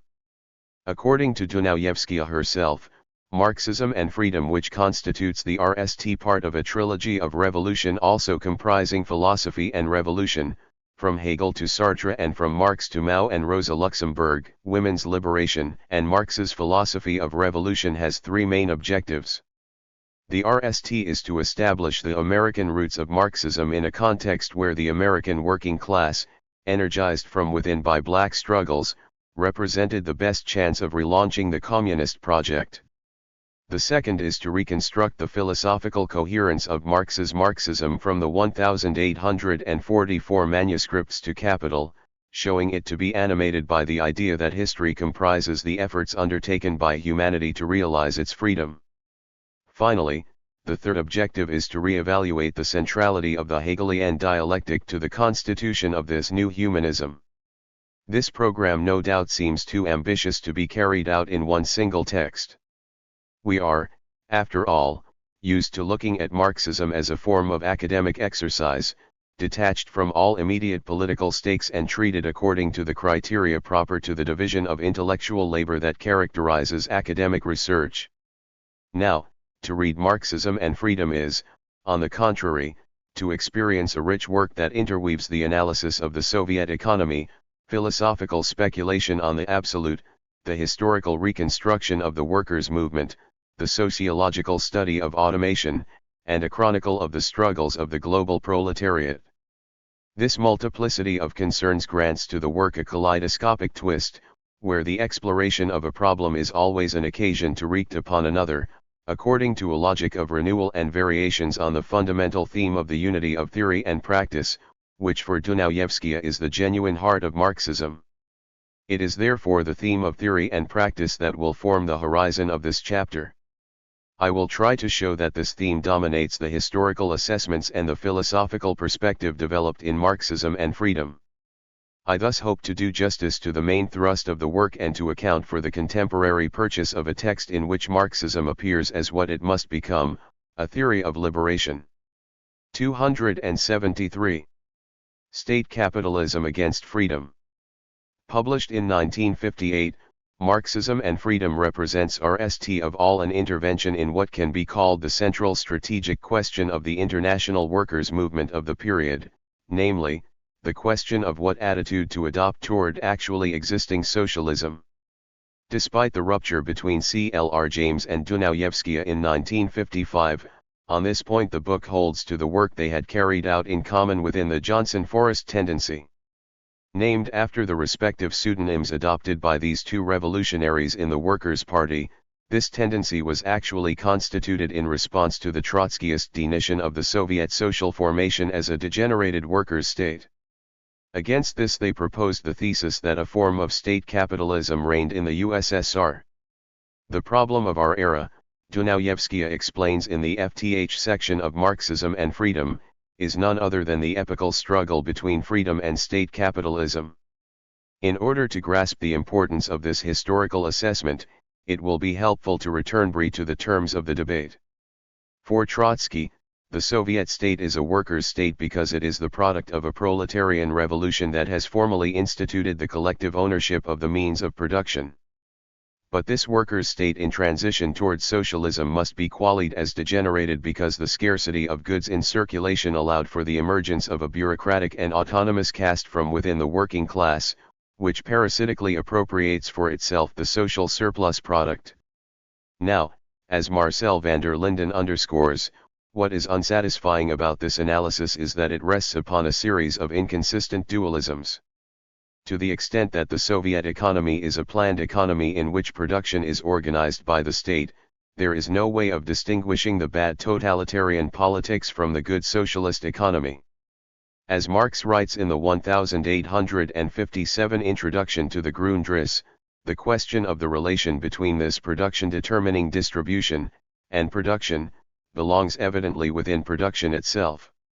Therefore, we cannot isolate the sphere of the circulation of commodities from the sphere of socialized production. The permanence of bourgeois norms of distribution in the USSR attests rather to the fact that the Stalinist counter-revolution provoked the re-establishment of capitalist relations of production. 274. For James and Dunayevskaya, Soviet Russia under Lenin could indeed be called socialist, for despite the persistence of capitalist forms such as wage labor, the popular initiatives deployed in the workers' councils guaranteed the exercise of a proletarian sovereignty, announcing the withering away of the state.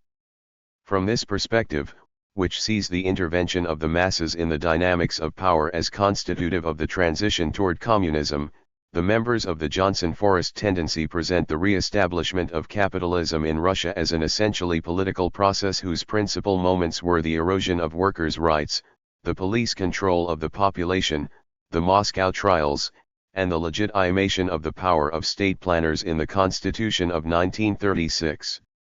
In this regard, we may regret that neither James nor Dunayevskaya proposed an articulated theory of the state, of the class conics that it includes and of the different forms in which it participates in the reproduction of the relations of production. But the principal objective to which the state capitalism thesis responds to is nonetheless clear. It is to show that capitalism and communism are not distinguished by the opposition between private and public property, but rather the opposition between exploitation and freedom. In the various articles she devoted to the nature of the Russian economy, where we nd the main arguments of Marxism and freedom on this issue, Dunayevskaya repeatedly explains, it is neither titles to property nor motives of individuals that distinguishes different exploitative economic orders, but their method of production, or manner of extracting surplus labor. From this perspective, we can speak of capitalism from the moment that the following take place: the total separation between workers and the means of production, the complete dispossession of any control exerted by producers upon production, and the compulsion to produce for the sake of production under which they nd themselves. Now, these three conditions are found together in the Soviet Union, where the means of production are the property of the state, which thus oversees the employment of labor power, where the technological and organizational knowledge necessary for production is monopolized by planners and dominates the workers under the objected form of mechanization, and where the production of the means of industrial production is greater than that of the means of consumption.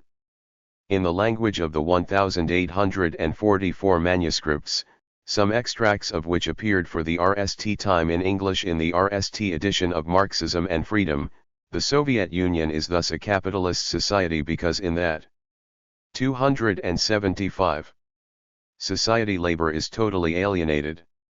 As the young Marx anticipated, even the equality of wages only changes the relationship of the contemporary worker to his labor into that of all men to labor. Society is then conceived of as an abstract capitalist. This definition of capitalism in terms of alienation may appear underdetermined. Notably, it seems to make little of an essential dimension of the capitalist mode of production, the competition that establishes itself between different capitals, and that de facto did not exist in the Soviet Union, where the bureaucracy played the role of abstract capitalist. Dunayevskaya is conscious of this difficulty, to which she responds with both a doctrinal argument and an economic one. From a doctrinal point of view, she recalls that in the chapter of Capital devoted to the general law of capitalist accumulation, Marx himself envisages the possibility that the centralization of capitals would attain a limit such that the entire social capital united in the hands of either a single capitalist or a single capitalist company. From an economic point of view, she strives to show that this unique capitalist, the Soviet state, is in competition with other capitals on the world market. The result of this international competition is that the law of value, deemed as an anonymous constraint pushing RMS to produce their commodities in conformity with the average socially necessary labor time on the world market, is still in place in the Soviet Union. And it is this resilience of the law of value that will explain the anti-worker politics taken on by the planning intelligentsia raised to the level of a dominant class. Indeed, for Dunayevskaya, the importation into the USSR of methods of bourgeois production such as Taylorism, industrialization on a grand scale, the automation of the labor process and the concomitant development of productive forces must fundamentally be interpreted as so many technologies of power aiming to discipline the Russian proletariat. Correlatively, the different forms of refusal of work, to use a concept of the Italian workerists that was anticipated by Dunayevskaya, in many respects put in place by proletarians, attest to the fact that the Soviet social formation is always traversed by a class struggle opposing the despotic plan of capital to the cooperation of freely associated labor. Thus, from the point of view of the mode of production that was dominant there, the Soviet Union, as the highest stage of state capitalism, does not differ essentially from a social formation like that found in the United States. It simply reeks the image, like 276. In a trick mirror, of the becoming totalitarian that animates the whole of the world economy, borne by the tendencies toward more planning, rationalization, and mechanization, in other words, toward greater Reichation. Far from being limited to the Soviet borders, the opposition between state capitalism and freedom thus sketches the coordinates of a global conjuncture in which the whole of humanity and is itself implicated. And the totality of the crisis that is thus announced compels philosophy, compels a total outlook, one that Marxism and freedom proposes to outline. Dialectic and utopia. By total outlook, Dunayevskaya means at once a method of interpretation of historical phenomena and a utopian horizon, something like a worldview with a heuristic and emancipatory scope. The method in general is none other than the dialectic, deemed as a dynamic means of thinking about contradictions and their historical productivity. In a period when the Hegelian roots of Marxism were still largely repressed, the author of Marxism and Freedom was engaged in reintegrating, like the young Marx before her, negativity as the moving and creative principle into revolutionary theory. Qualifying the dialectic as a method is not to reduce it to an ensemble of formal laws, such as the law of the movement from quantity to quality, of the interpenetration of opposites, or of the negation of the negation, as Engels attempted in Dialectics of Nature. It is rather to present the dialectic as a tool that makes it possible to locate the labor of the negative at the heart of positivity, that is, at the heart of the apparently unshakable character of social relations. The dialectic is, in other words, the logical form of the historical movement by which freedom is engaged in a dynamic of negating the institutions that impede it, and of producing a world that conforms to its essence. It is in this regard that the dialectic represents, as Marx underlined in Capital, a critical and revolutionary method. From this point on we can understand the progression of the RST chapter of Marxism and Freedom, which may at RST sight appear puzzling, as the political sociology of the different actors of the French Revolution gradually gives way to speculations on the absolute. In Hegel's Science of Logic, the absolute idea designates the movement by which the different oppositions, that habitually structure our representations and themselves sublated and articulated in a totality. Now, for Dunayevskaya, this movement of totalization of dichotomies contains, though in abstract form, the full development of the social individual and, as such, furnishes the most demanding definition of freedom aimed at by the popular masses of Paris in the 1790s. Following Marcuse's Reason and Revolution, she interprets Hegel's thought as a sort of philosophical account of the French Revolution, but in so doing she does not aim to make it into a relic or an object of historical curiosity. She tasks herself, instead, with drawing its actuality from his thought. As she will indeed specify in Rosa Luxemburg, Women's Liberation, and Marx's Philosophy of Revolution, each period must reinvent for itself the revolutionary dialectic understood as a process of the resolution of the inherited contradictions of the past and of the invention of new forms of social life. This in any case is what Lenin had understood when he dove into the science of logic in order to grasp the paradoxical revolutionary potential contained in the collapse of the Second International and the First World War. And it is this effort to seize the new society, struggling to be born, which imposes on revolutionaries the contradictions of state capitalism. Our age has seen a successful workers' revolution, the Russian Revolution of November, 1917, which seemed to open up an entirely new epoch in the free development of humanity, only to end in the counter-revolution of state capitalism. It is therefore our age that is preoccupied with the question of man's destiny, what happens after a revolution succeeds. As we can see, for Dunayevskaya the dialectic not only plays a retrospective role, but also a perspective one. To think dialectically is not only to reconstruct the social, political, or cultural processes of the past from the point of view of their contradictory stabilization in the present, it is also to strive to clarify the objectives of emancipatory movements, to ask the question what comes after, and to be on the lookout for new beginnings. Now, this movement which leads from method to utopia, from locating contradictions to concretely anticipating their resolution, is exactly that which leads from Hegel to Marx. To be sure, Marx took from Hegel the idea that all of history is a series of historical stages in the development of freedom. But Hegel rested on a class prejudice that prevented him from situating, in the self-activity of the masses, the engine of a history of emancipation that he therefore misdeed as a process of the self-development of spirit. Marx, on the other hand, conceived the historical trajectory of humanity from the point of view of the revolt of the living laborer, against the domination of dead labor. If Marxism is a theory of liberation, it is thus as a philosophy of human activity, that it can be mostly called a new humanism. Does this then mean that Dunayevskaya's Marxism represents only an avatar of the theoretical humanism denounced by Louis Althusser as the last refuge of liberal ideology at the very heart of historical materialism? Yes and no. Yes, if we understand by theoretical humanism a philosophy of history written from the point of view of this meta-subject that would be humanity. No, if we designate with this term a social theory claiming to explain social phenomena from the point of view of certain ahistorical properties of a human essence.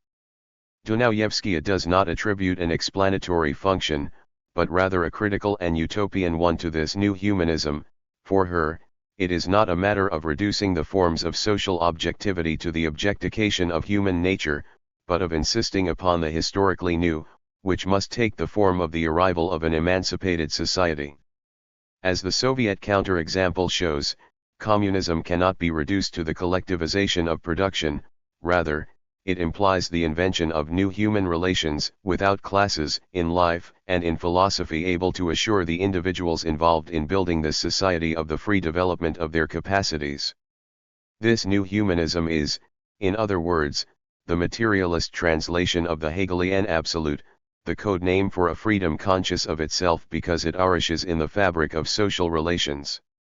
As such, it constitutes the norm in light of which the present is evaluated, and the principle from which the social and political struggles prefiguring the future are oriented. Its theoretical significance thus depends on the power of practical intervention. The unity of theory and practice. For Dunayevskaya, the interpretation of Marxism in terms of a new humanism or a theory of liberation is not one that intellectuals are free simply to either make their own or to refuse. It is concretely born. 279. By the self-activity of the masses struggling for their freedom, and imposes itself upon whoever conceives of theory as a form of expression and clarification of the political challenges met by practice. The actions of the proletariat create the possibility for the intellectual to work out theory. Following this guiding thread, the second section of Part VE of the book opens with various testimonies from workers and accounts of strikes, where workers report on their hostility toward automation as well as their desire to see labor take the form of a free activity, allowing all individuals to develop their capacities.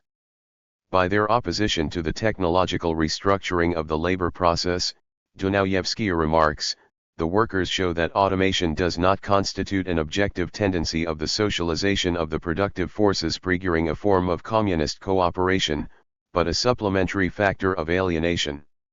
Thus, the workers discover, on their own, the opposition between alienated labor and creative activity formulated by the young Marx in the 1844 manuscripts, such that the practice of the class struggle constitutes the strongest way of accessing Marxist theory. Moreover, it is this movement from practice to theory that Marx himself took on in his most technical writings. The transformations of the plan for the critique of political economy between the critique of political economy of 1859 and the RST volume of Capital published in 1867, Dunayevskaya explains, simply cannot be understood if we isolate them from the great historic events of the 1860s. Among these great events we must count the struggle of black slaves for their emancipation during the U.S. Civil War, as well as the struggle for the regulation of the working day led by the working class. These two events are indeed at the heart of Chapter 10 of Capital on the Working Day, whose traces we would search for in vain in the critique of political economy. And far from gearing as simple illustrations, these two events constitute genuine guides to the truth, making it possible to understand the resurgence and the historical modifications of capitalist accumulation on a global scale. The eruption of social conics in the fabric of Marx's argumentation thus marks the passage from a new political economy of which the critique was the outline, to a critique of the very foundations of political economy in Capital, where theory is wed to the dynamic of struggles for emancipation. 280. The example of the transformations of Marx's project of the critique of political economy shows that the movement from practice to theory must be completed by a movement from theory to practice. In response to the thesis that the actions of the proletariat create the possibility for the intellectual to work out theory, it can indeed be said that where the workers think their own thoughts, there must be the intellectual to absorb the new impulses by integrating them into a general perspective able to orient action. As we previously underlined, it is this function of the theoretical integration of emancipatory struggles that Dunayevskaya attributes to a new humanism. Despite the heterogeneity of their causes and of their immediate objectives as well as of the subjectivities they mobilize, these struggles must indeed be conceptualized and articulated in a complex fashion, since they share the same historical present, the same global conjuncture. Thus, the wildcat strikes led by American workers in reaction to automation, the revolts against state capitalism carried out in 1953 in East Berlin and then in 1956 in Budapest, as well as the civil rights struggle of black Americans, all appear in Marxism and freedom as so many proofs of the extension of the totalitarian logic that animates bureaucratic capitalism across the planet. These movements, each in their own way and in an autonomous manner, help to pose in a practical sense the fundamental problem of true freedom, and it is on this basis that their convergence can be anticipated. Here we touch upon what is no doubt the main point of interest of Marxism and freedom for the contemporary reader, the manner in which it envisages the convergence of anti-capitalist, anti-racist, feminist, and democratic struggles. From a Dunayevskayan perspective, this convergence will be neither decreed, nor imposed from the outside by an enlightened vanguard, whether the latter takes the form of a collective, a party, or an individual critical intellectual. It rests on the processual unication of theory and practice, whose two political moments are inquiry and organization. The attention paid throughout Marxism and freedom to forms of struggle invented by the oppressed across their history responds to the conviction that every revolutionary perspective should be anchored in the concrete knowledge of their conditions of life and labor. Indeed, the practice of worker inquiry not only makes it possible to prevent the risk of substitutionism, of constructing a fantastical subject of emancipation. It also and especially makes possible the production of an alternative form. 281. Of knowledge of society to that disseminated by the dominant ideology, as well as the circulation of heterogeneous experiences of subalternity, thereby favoring the imminent constitution of an oppositional collectivity. This militant practice of the inquiry, promoted in the same period by the members of Socialisme ou Barbarie in France, and later developed by the Italian workerists, represents the necessary condition of every proletarian political composition. But for Dunayevskaya, it is not a sufficient condition. Indeed, whereas in 1955 C.L.R. James called for the abolition of the distinction between party and mass, the author of Marxism and Freedom does not seem to have ever truly renounced the necessity of forming a revolutionary organization relatively autonomous from social movements.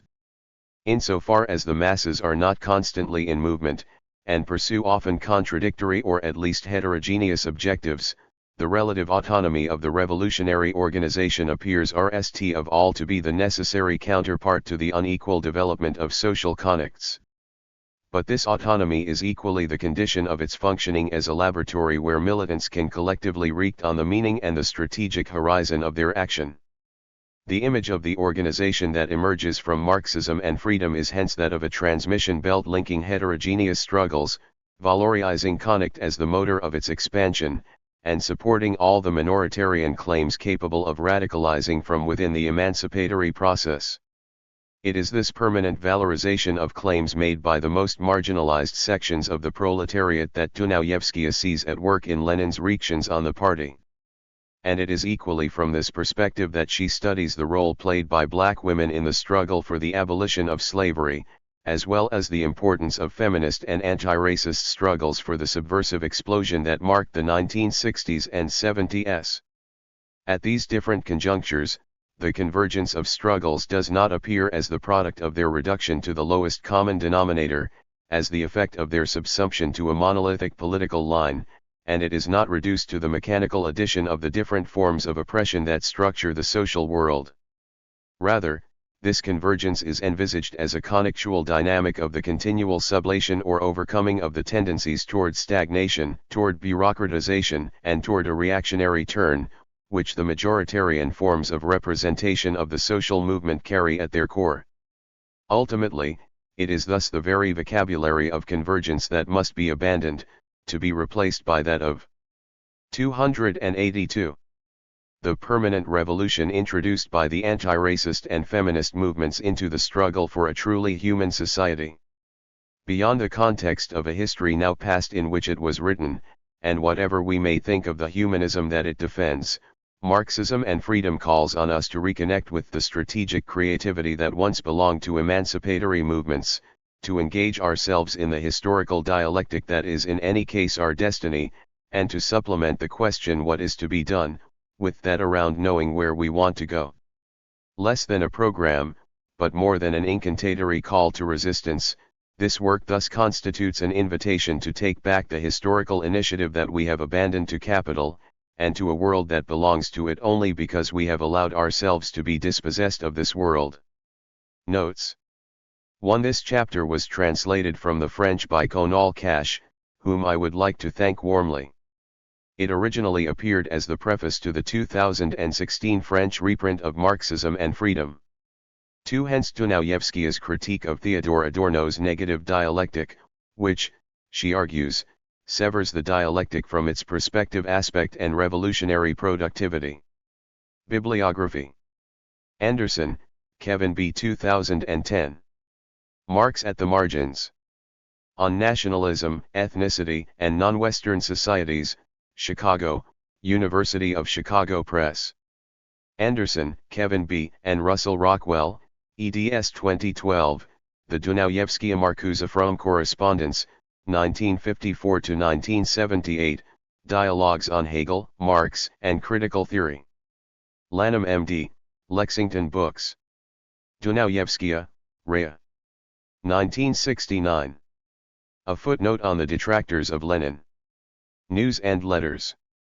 1980.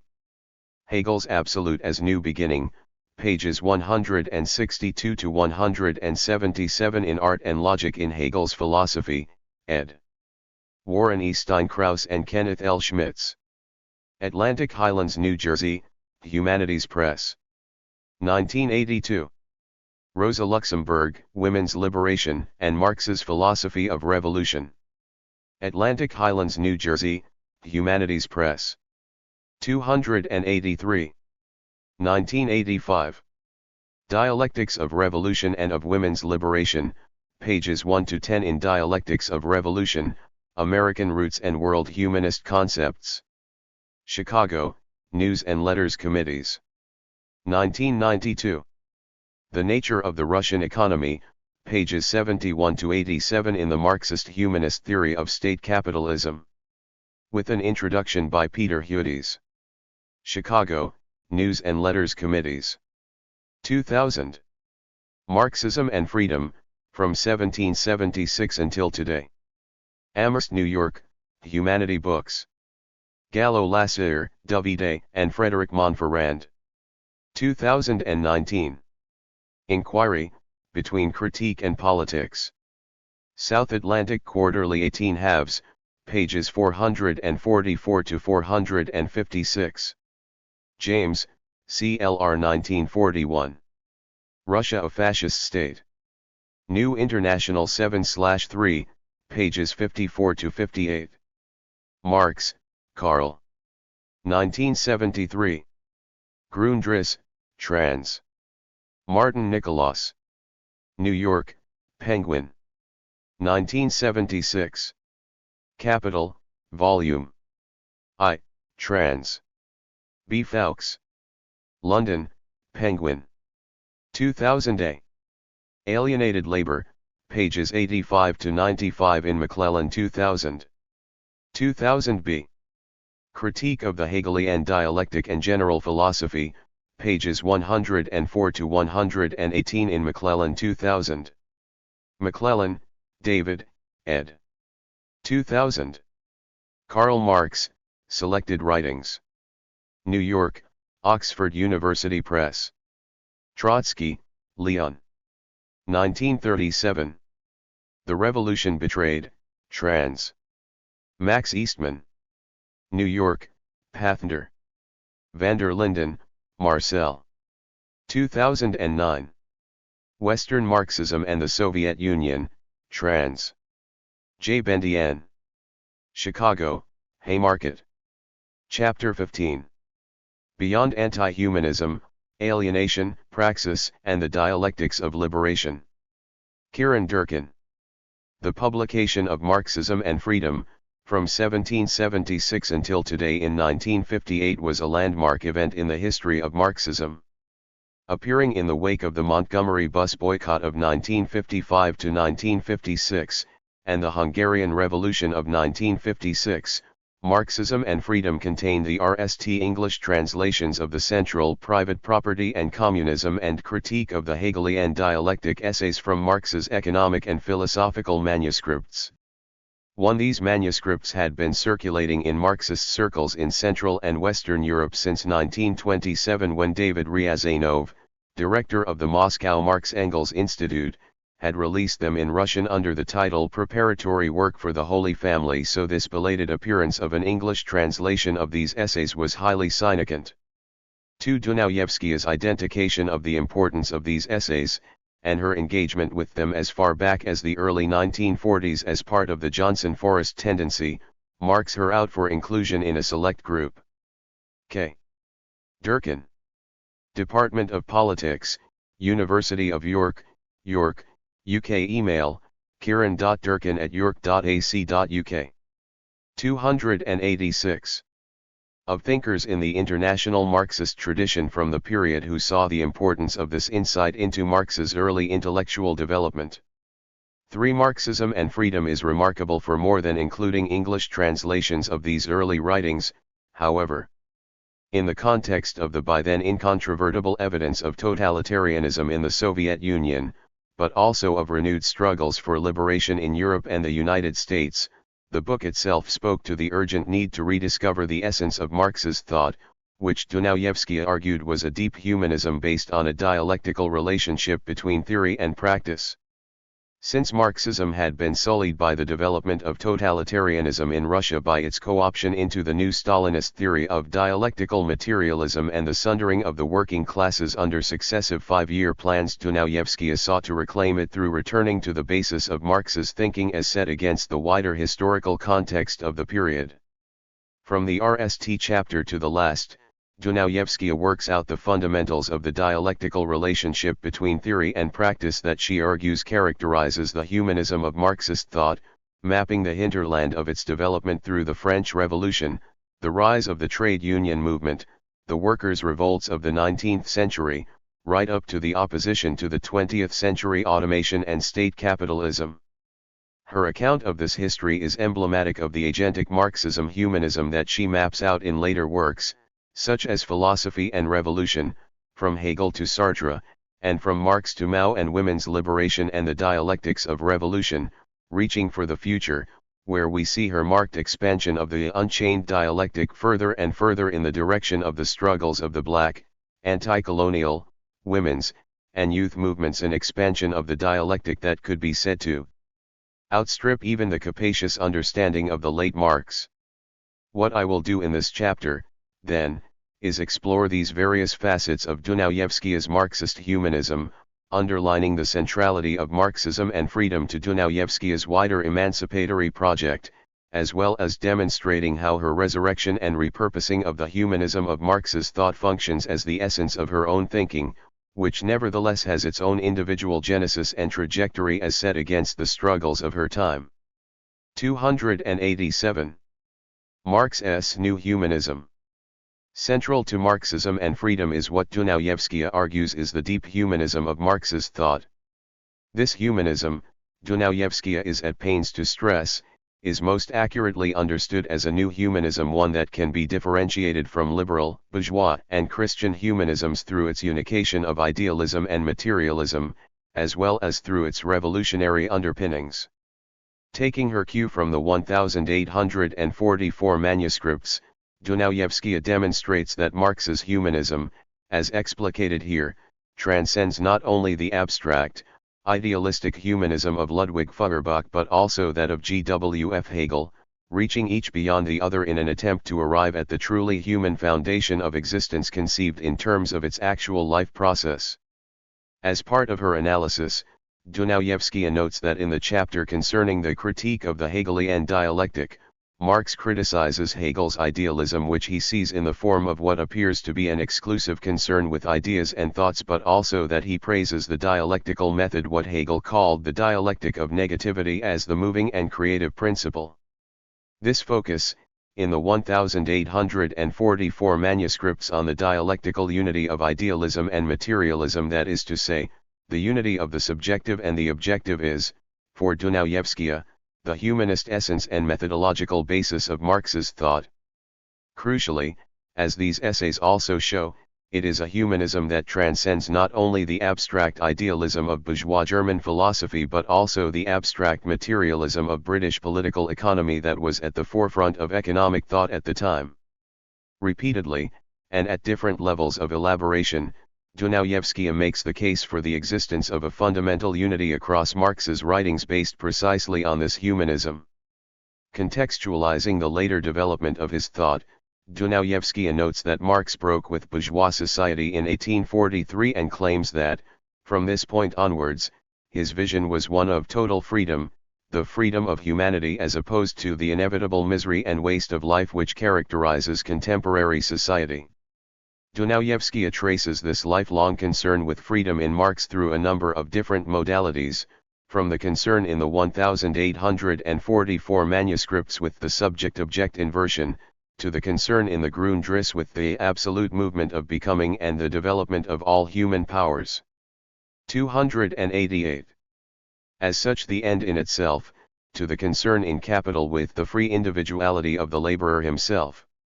With great precision, and in layered explications, she demonstrates how these concerns are indexed to Marx's identification of the human need for universality as the need to be fully human that takes freedom as its condition. Importantly, Dunayevskaya does not argue for the preference of Marx's earlier over his later writings, as was the case with a number of thinkers from this period. She merely argues that these earlier writings provide the intellectual biographical basis for the deep unity that she identifies across Marx's writings as a whole, notwithstanding the successive original developments made over the later years. Of course, in arguing this, Dunayevskaya was working against a dominant trend in Marxist thinking that sought to downplay Marx's earlier writings as pre-scientific and ideological. This trend, which had gathered pace during the 1950s, would end its most high-profile representative in the Gur of Louis Althusser. Utilizing Gaston Bachelard's notion of epistemological rupture and the fundamental dichotomy between science and ideology, Althusser posited an irreversible break in Marx's thinking between the 1844 manuscripts on the one hand and the German ideology and theses on Feuerbach, both of which appeared the following year, on the other. Although Althusser later came to soften his stance on the abruptness of this apparent break, he never relented on his description of the 1844 manuscripts as the Marx furthest from Marx, containing a humanist philosophy that he insisted Marx came to renounce. Althusser's critique, so influential in academic circles for the best part of the past FTY years, was opposed not only to the presence of humanism and to the Feuerbachian influence imputed therein, but also to the role of Hegel and to the suggestion that Marx ought to be interpreted in any sense in philosophical terms. Althusser attributes to Marx, in fact, a theoretical anti-humanism, the absolute precondition of the knowledge of the human world itself, and its practical transformation. In direct contradiction to the argument proffered by Althusser, Dunayevskaya argues in Marxism and Freedom, that never for a moment did Marx separate his economics from his politics or from his philosophy. Authing from Marx's early humanism, Dunayevskaya contends, was 289. Ever jettisoned by when, at another period, he called it communism. Broaching the issue of Hegel and of idealism directly, Dunayevskaya acknowledges that Marx did later depart from his earlier Hegelian language, but while this was so, she demonstrates that even when Marx utilized Hegelian language in these earlier writings, he was never an idealist in the sense of thinking that contradictions in society could be resolved through the machinations of thought alone. Dunayevskaya makes it abundantly clear that the notion of the negation, and the whole dialectic of negativity that Marx takes over from Hegel, is based on real contradictions and on the real transcendence of those contradictions as an objective movement in the world at large. As ought to be clear to anyone who reads them, and as was certainly clear to Dunayevskaya, what we see in the 1844 manuscripts, and in the section on the Hegelian dialectic in particular, is what Dunayevskaya calls Marx's demystifying, or unchangeding of the dialectic, i.e., the placing of it on RMLY material groundings in the sense of explicitly attending to the life practices and corporeal nature of real, living human beings.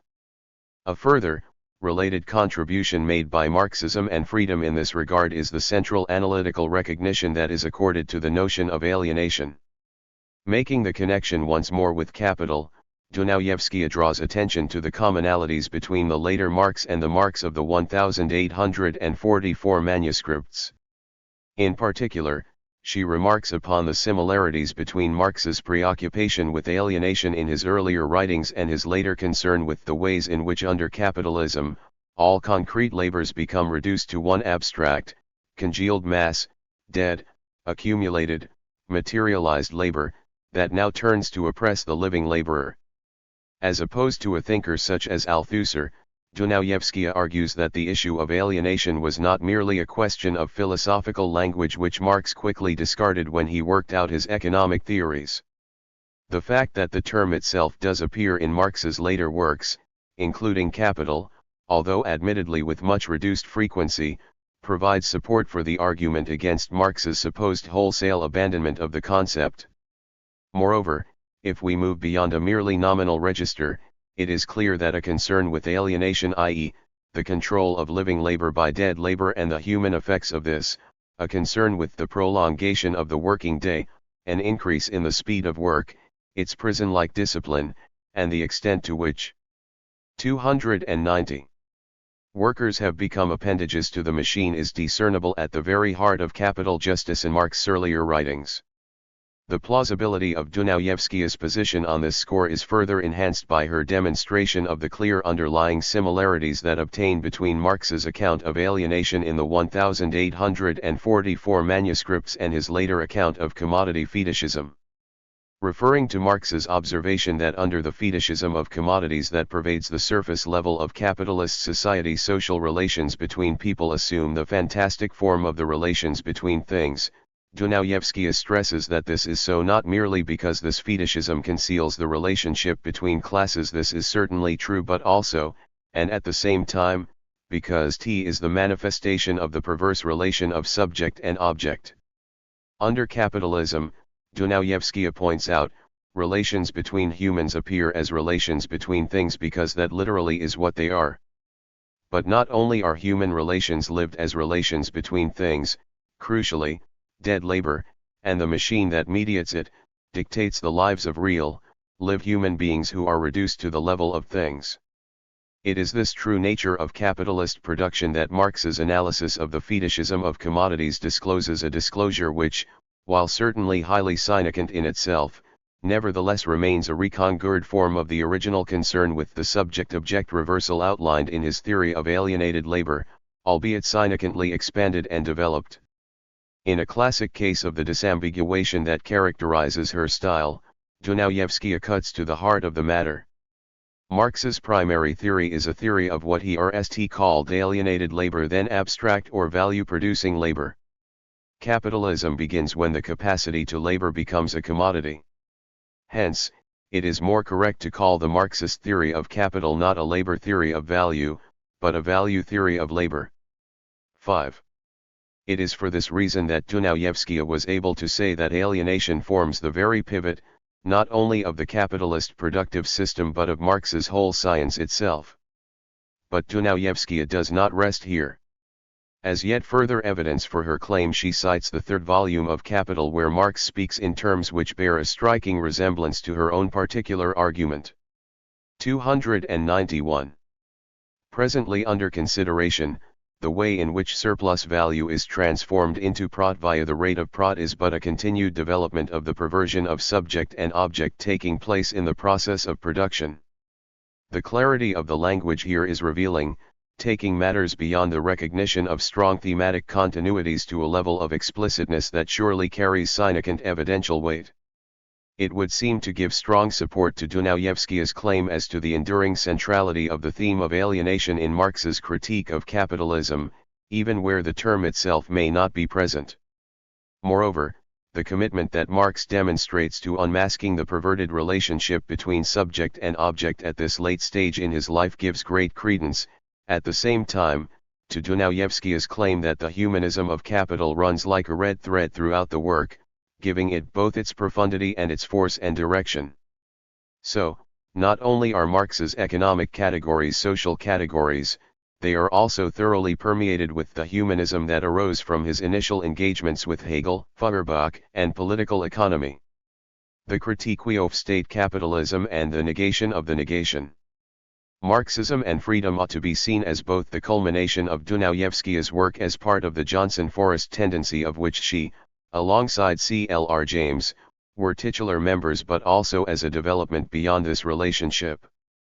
As has been explored in this volume already, the Johnson-Forrest tendency grew to prominence in the early 1940s.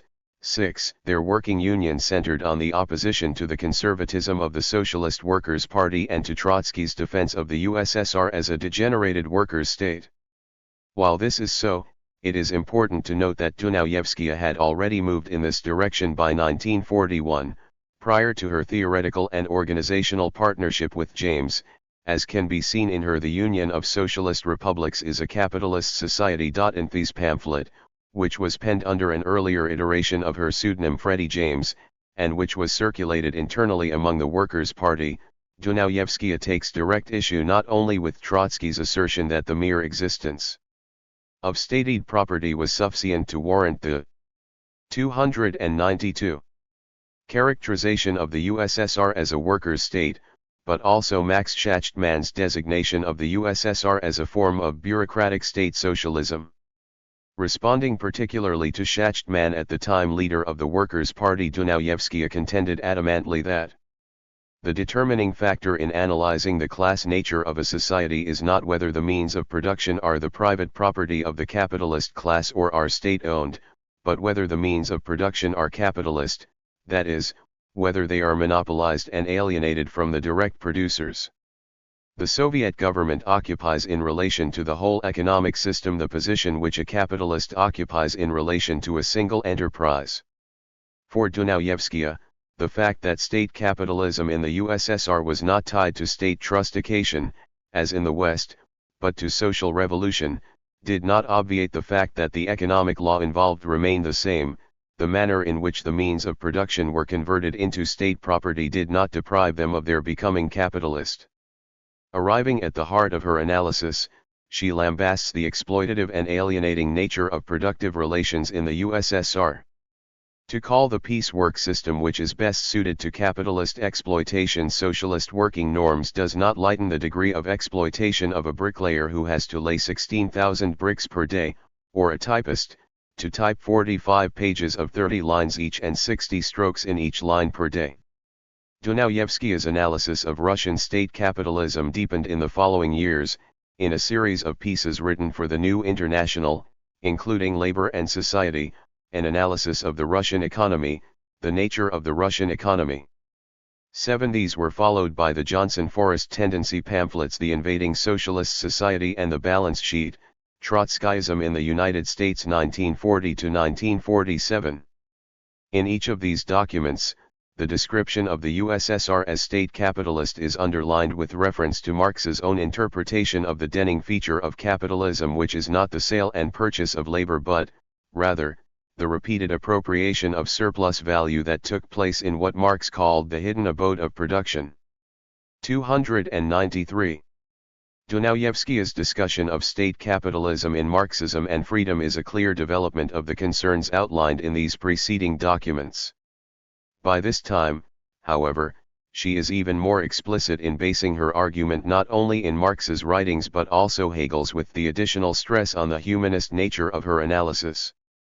A classic example of this development can be seen in her repurposing of Marx's demystification of Hegel's account of the negation of the negation.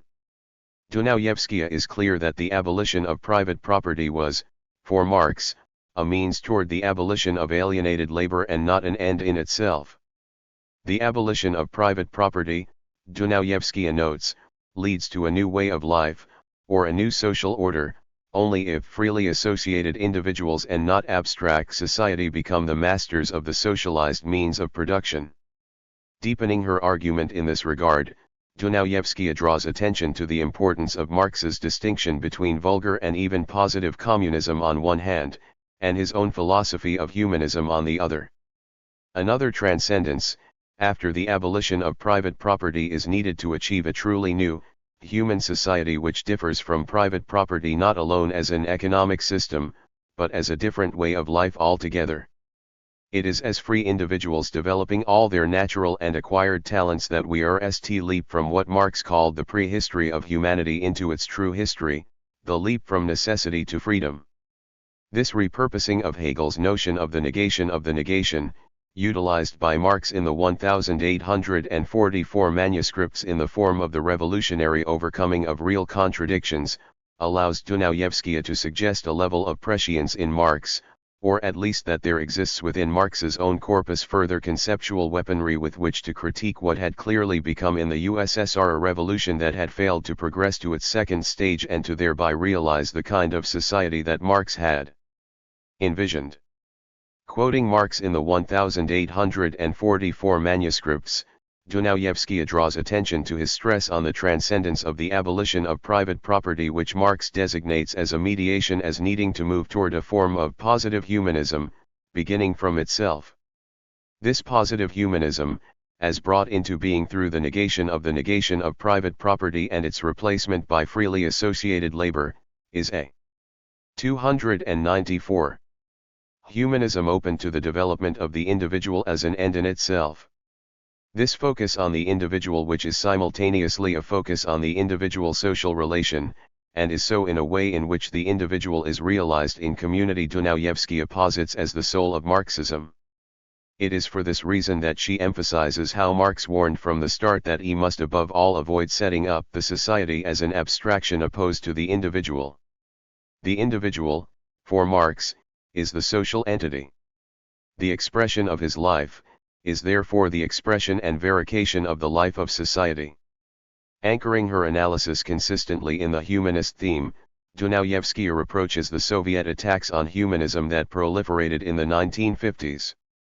Referring to the hatchet job provided by V.A. Karpushin and other Russian totalitarians, Dunayevskaya unveils the interior logic that dictated that the humanism of Marx must be destroyed by the Soviet elite in order to prevent the ideological veil being lifted on the tyranny of the Russian state. It is that actual world of Russia with its forced labor camps that compels this Russian attack against Marxism. It is not the idealism of Hegel that worries them. It is the revolutionary method of the dialectic and the humanism of Marx that threatens their existence in theory as the working class does in life. The deeper the crisis in Russia, the greater the need for an ideology to keep the workers at work. Dunayevskaya stresses how this is the dividing line between Marxism as a doctrine of liberation and all those who proclaim the names Marxism, socialism, or communism, but who develop at best a truncated form of these theories, or at worst a wholesale abomination of them. Describing the Russian state in colorful language as an octopus will gorge itself on what is left of the revolution and on the workers who dare to resist, Dunayevskaya rails against the enshrined separation between mental and manual labor that characterizes the state bureaucracy, which she describes as the most deadly, the most insidious, the most dangerous enemy because it springs from the proletariat and cloaks itself in Marxist terminology. Striking at the heart of Stalinist ideology, she pulls apart the proclamation that the perverse form of relations between human beings and machine, where dead labor dominates living labor, had been overcome. On the 295 contrary, she proclaims that the plan has perfected it, and become a prisoner of it. In fact, so opposed to the fundamental nature of Marx's philosophy had the Russian state become under Stalin that she opines that ever before has so gigantic a state mobilized itself with such murderous vigilance to keep the proletariat at work while the leaders plan. As illustrative of this fact, she singles out the barrack-like discipline with which this domination is exercised, which she describes as having assumed, even in its living visage, a death-like mask. Of course, Dunayevskaya's elaboration of the theory of state capitalism was not confined to the USSR, she was also at pains to describe its manifestations in the United States, where she ties its development to the response to the economic crash of 1929, the Great Depression, and to Franklin Delano Roosevelt's New Deal that followed. Dunayevskaya is clear as to the prime motivation that lay behind the New Deal, namely, to save capitalism, and, as the decades moved on, to compete with a developing Russia. She pays mention to the members of the Brain Trust who saw the New Deal as an attempt to move headlong to total planning with some similarities to the Russian model. But what is important to note is that the basis of her analysis here once more arises from Marx. For Marx, as Dunayevskaya shows, what happens at a moment of existential crisis such as the one that gripped the capitalist system in the wake of 1929 is the reversion to the essence of the system, namely, to the despotic plan of capital against the cooperative plan of freely associated labor. It is this along with the functioning of the law of value that goes with it that enables Dunayevskaya to advance this two-pronged critique. The hierarchical structure of control over social labor remains essentially the same, whether in the hands of New Deal Democrats in the United States or of the Stalinist labor bureaucracy in the USSR, keep production going on an ever-expanding scale, to extract the greatest amount of surplus or unpaid labor, requires a whole army of foremen, managers, superintendents. These all work for the capitalist, with one aim and purpose, to force labor out of the many laborers. 296. The dialectics of praxis. Dunayevskaya's focus on state capitalism on the plan and on the hierarchical control over social labor instantiated in it is intimately related to her account of praxis. And it is here, in her account of praxis, that she again makes a signal contribution to Marxism, formalizing and extending some of Marx's own perhaps insufficiently drawn-out insights into a distinct theory of her own. In contrast to the species of Marxism that has proliferated in most academic environments since at least the latter half of the 20th century, Dunayevskaya's engagement with Marx is one that can claim a closer connection to his own lived existence. For Dunayevskaya, Marxism could not be merely a theory of liberation, it must also be a practice of liberation. Dunayevskaya expounds upon this connection in Marxism and Freedom, positing a dialectical relationship led by a movement from practice to theory that also entails a movement from theory to practice. The basis for this elaboration is once again Marx, this time the attentiveness to the wider social and political events of his age which caused him to significantly modify the structure and content of Capital. Dunayevskaya quotes Marx in a letter to Engels in 1866, in which he explicitly talks about adding a chapter on the working day to Capital. She notes that this decision on Marx's part brought history and theory together, and that it did so under the development of the class struggle, showing that the struggles of the workers over the shortening of the working day not only contributed to the development of capitalism itself, modifying the very structure and pattern of value extraction and the relations around it, but also lead to self-wrought improvements in the conditions of the lives of the workers themselves. Inasmuch as this is the case, Marx's mature theory is not a narrowly objectivist theory, but one alive with subjective resonance. Dunayevskaya saw that what occurred here, in what was a direct extension of the substance of his original break with bourgeois philosophy and political economy, was that a new dialectic owed out of the labor process, one that amounted to a revolutionary deepening of Marx's humanistic historical materialism. From start to finish, Marx is concerned with the revolutionary actions of the proletariat. The concept of theory is now something unit with action. Or, more correctly, theory is not something the intellectual works. 297. Out alone. Rather, the actions of the proletariat create the possibility for the intellectual to work out theory.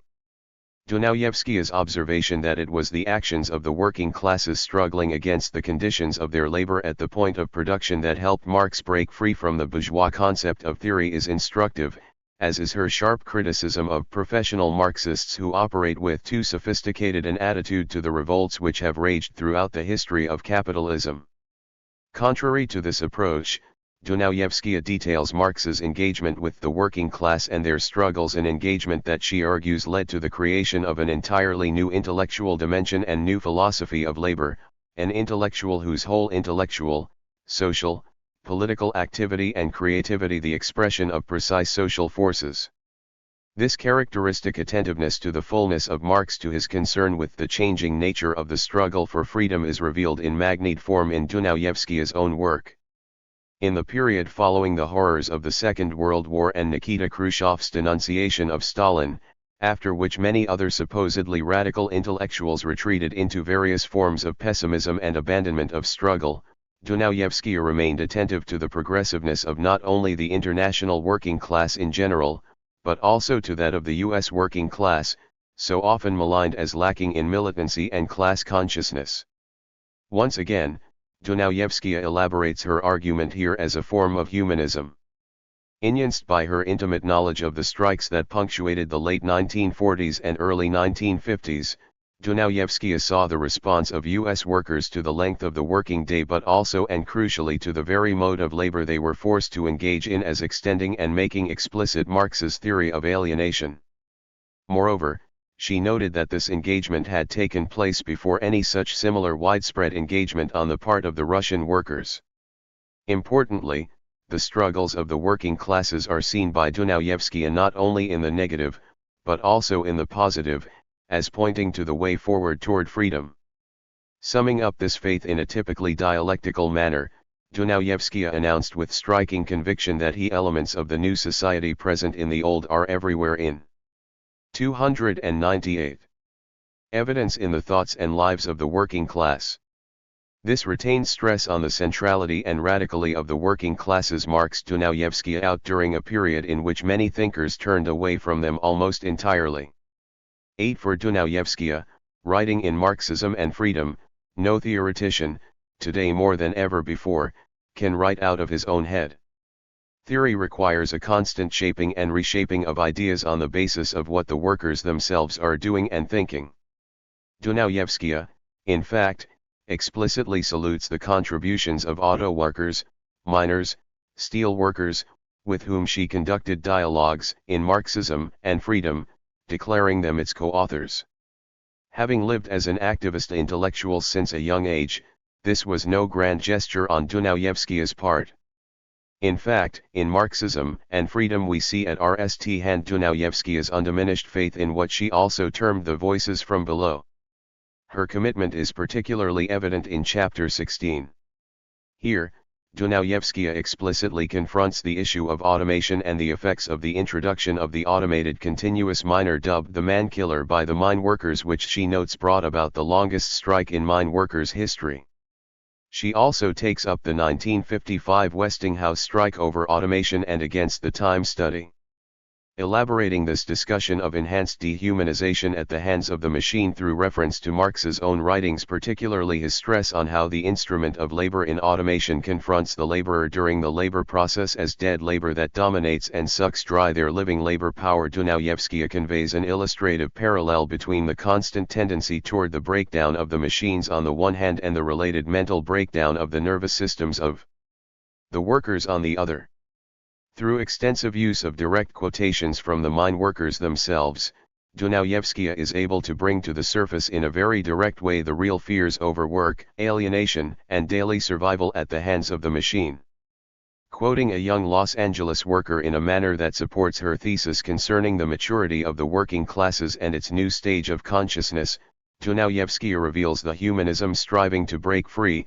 What skill do you need in this day of automation? What pride can you have in your work if everything is done electronically and you are there if you are lucky to get a job just to blow the whistle when the machine breaks down? What about the human being? This is followed by the words of an electrical worker, remarking on 299. The false panacea of the separation of work and leisure time.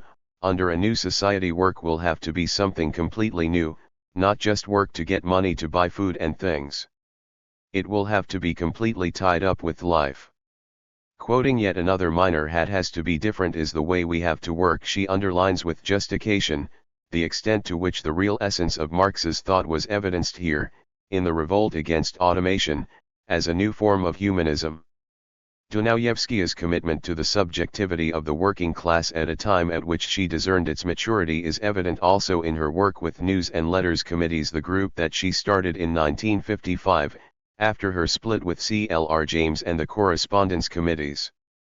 The RST edition of the new group's newspaper, News and Letters, appeared in June of 1955.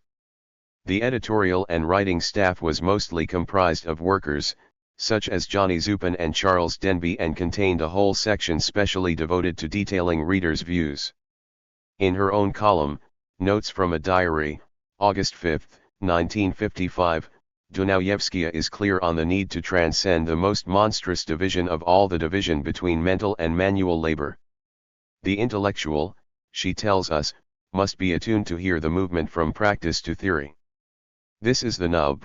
Theoreticians cannot be bystanders to a paper that mirrors the workers' thoughts and activities as they happen. Importantly, this stress on the activity of theoreticians during the course of struggle hints at a further unique aspect of Dunayevskaya's position relative to other Marxists, including other leaders of the Johnson Forest tendency. While it is true that it was a theoretical and practical commitment to the creative agency of the proletariat that helped distinguish the early work of the Johnson Forest tendency, it was also precisely this relationship between theory and practice in relation to the proletariat that was to form the substance of Dunayevskaya's break with James and Grace Lee. As Spano has expounded earlier in this volume, what distinguishes Dunayevskaya's position from that of James and Lee, besides their difference over the issue of humanism, was a difference concerning the notion of praxis. This difference had its genesis in two related developments. The RST concerns the developments in terms of the consciousness of the proletariat already noted, the U.S. miners' strikes in the late 1940s and early 1950s, along with the 300 wave of revolts in Eastern Germany and Russia following Stalin's death in 1953. The second, related development concerns Dunayevskaya's studies of Hegel, which had gathered pace during the Johnson Forest tendency studies in late 1940s and particularly the early 1950s. What is important here is the differential approach to the study of Hegel that had developed between the two camps. Whereas the Johnson Forest tendency's engagement with Hegel, initially led by James, had focused heavily on the issue of contradiction, Dunayevskaya's focus during the early 1950s was increasingly on the notions second negativity and the absolute idea. Dunayevskaya's work on Hegel during this period reached its early high point, what she considered a breakthrough, in two letters on Hegel's absolutes on May 12 and 20, 1953. 10 In these letters, Dunayevskaya posits that the drive for freedom evident in the struggles of the age must be realized through the unity of subjective and objective theory and practice as a single, indivisible unit. The need for a second revolution, as was made clear by developments in the USSR, was intimately connected to the unity of subjective and objective, considered not only in terms of class consciousness but also the relationship of theory and practice, as the only way in which a successful second revolution worthy of the name could come about. Dunayevskaya's position here self-consciously avoided the failure, as she saw it, on the part of James and Lee to sufficiently engage with the world's situation in these terms. James and Lee, despite agreeing as to the need for a second revolution, and to the need for this revolution to be led by the workers themselves, were moving toward a more spontaneous position in which the difference between theory and practice ought to be resolved toward the latter, to the point whereby theory almost evaporates in favor of the unmediated valorization of practice. The divergence between the two sides of the tendency on this issue can be seen RST of all in James' refusal to devote the RST issue of Correspondence, the new paper that was set up following their null split from the Socialist Workers' Party in 1951 to the 1949–1950 miners' strike.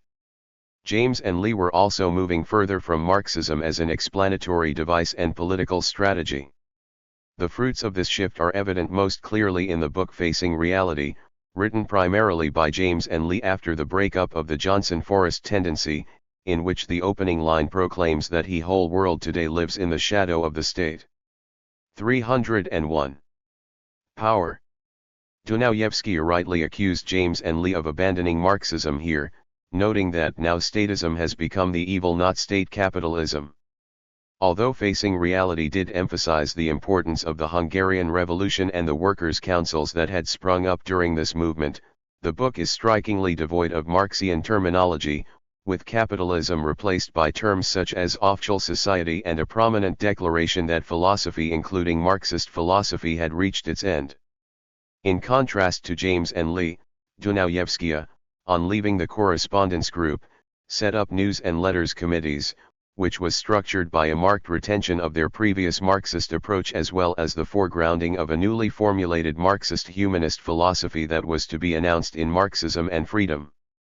Opposed not only to James and Lee, but also aspects of the later New Left and various forms of hyper-militant radicalism that proliferated in the 1960s and 1970s, Dunayevskaya was presciently aware of the dangers contained in thinking that theory could be picked up en route. As she was to put it toward the end of her life, activists by themselves are as one-sided as theory by itself. Only in their unity in a new relationship that is rooted where the action is can we rise to the challenge of the times. The Marxist humanist philosophy that came to stand as her signal contribution remained tied to the resurrection of Marx's humanist praxis RST, evidenced in the 1844 manuscripts, in the insistence on the unity of idealism and materialism, as well as to her reinterpretation of Hegel's absolutes in the context of New World situation, in which Marx's notion of a revolution in permanence 11 took on a new meaning. Expanding the dialectic. The concern with praxis that Dunayevskaya unearths in her account of Marx's attentiveness to the struggles of the working classes, and that she herself extends in her own engagements, is deepened further in her expansion of the dialectic to the struggles of women, Black Americans, youth, and to the colonized peoples of the earth. Once more, the original source for this engagement is Marx's humanism, particularly his early engagement with Hegel in the 1844 manuscripts, but also the humanism that marks his subsequent writings, including the Grundrisse, Capital, and the Ethnological Notebooks. 12. 302. Following the pattern outlined in her account of praxis, it is once again in Marxism and Freedom that Dunayevskaya RST stakes out the ground for this expansion, although it should be noted that she RST engages with the issue of black struggles some years earlier. In her discussion of capital here she identifies the transgurred form of Hegel's absolutes in terms of what she describes as Marx's identification of the new passions and forces striving toward the new society. Commenting on Marx's evocation of the abolitionist movement in the United States in Capital, Dunayevskaya notes that Marx speaks passionately here about the end of slavery and of its connections with the struggle for an 8-hour day. More radically, Dunayevskaya identifies Marx's own crystal-clear enunciation on the humanistic relationship that by this stage in his life 13 he saw as obtaining between the universal and the particular in terms of racism and capitalism. Labor cannot emancipate itself in the white skin where in the black it is branded.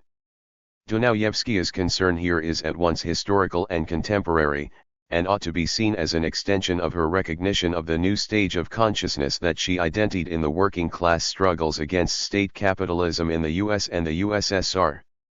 This extension is evident particularly in Chapter 16 of Marxism and Freedom, where she discusses the school desegregation struggle in Little Rock, Arkansas, and the Montgomery bus boycott in 1956. Describing these events as a new stage in the Negro struggle for freedom, 14 Dunayevskaya praises the spontaneity of the boycott's organization in its demand for a new form of humanism that, as well as being truly historic, contains our future. What we see here, then, although perhaps in somewhat germinal form, is the sense in which, for Dunayevskaya, the black dimension in the United States was opening the future toward a new form of humanism premised on the development of new forms of subjectivity that would help usher in the new society. As she was to opine some years later, black masses in motion have always been the touchstone. Dunayevskaya's engagement here, although admittedly more attenuated than in her subsequent writings, ought not to be seen as tangential. As noted, she had written on black struggles in the United States since the 1940s along with James and others in the Johnson Forrest tendency, under the name Freddie Forrest. It is also striking to note that News and Letters was edited by Charles Denby, a black auto worker from Detroit. 303. Of further note is the fact that a black woman, Ethel Dunbar, authored the regular News and Letters column We Are Somebody, and that the very RST edition carried an article and picture of Njeri, a Kenyan woman and a central Gur in the Mau Mau struggle against British colonialism in Kenya. 15. Nevertheless, it is certainly the case that her writings after Marxism and Freedom demonstrate a renewed and deeper engagement with the issue of the black struggle in a world setting. What is evident in these writings is the dual recognition that the black struggle mattered, RST of all, in and of itself, but also, that it had a significance that went beyond itself.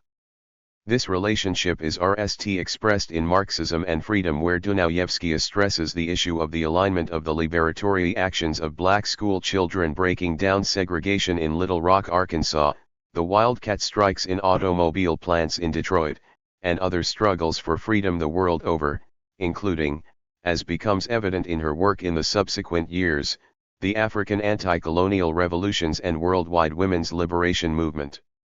And it was these latter two struggles, two new sets of passions and forces unleashed upon the world, the African anti-colonial struggle, and the struggle of women, that can be considered the two main extensions in her work from the 1960s onwards in terms of revolutionary subjectivity.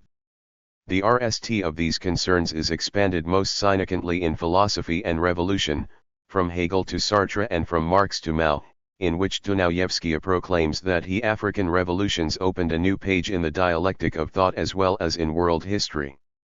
Noting how the United Nations had decreed 1960 the Africa Year, Dunayevskaya rails against white leftist arrogance toward Africa and the fact that many Marxists did not see the African anti-colonial struggles as real revolutions.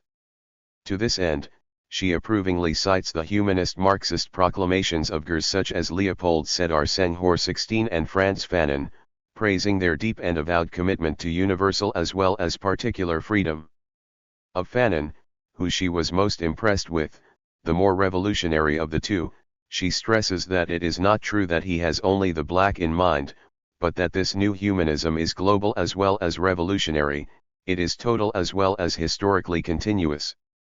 The African struggles are seen by Dunayevskaya, then, as consequential in and of themselves as imperative struggles against colonialism and 304. Racialized discurrement, but also as part of the wider dialectics of liberation of the era. As noted above, Dunayevskaya drew attention to the ways in which the black struggle in the United States had influenced the African revolutionaries, but she also pointed out the extent to which the African revolutions had helped to influence the revolts in Black America and even in Eastern Europe. As she was to put it some years later, highlighting the fact that the dialectic is alive and connected as part of the wider striving for self-realization, when a new revolution erupts, the tendency is to immediately try to box it in as if it were a question of France/Algeria, or of the West in general/the African revolutions, or in the Middle East, of Arab/Israel. This conning of the new within old categories represented a significant conceptual problem for Marxism, according to Dunayevskaya. Post-Marx Marxists, she maintained, have disregarded too many revolutions, successful or aborted, disregarded too many philosophies underlying those revolutions. They just allow intellectual sloth to accumulate and accumulate. If this notion of a living, connected dialectic can be revealed in the African anti-colonial revolutions, it can be revealed no less in the women's liberation movement of the period.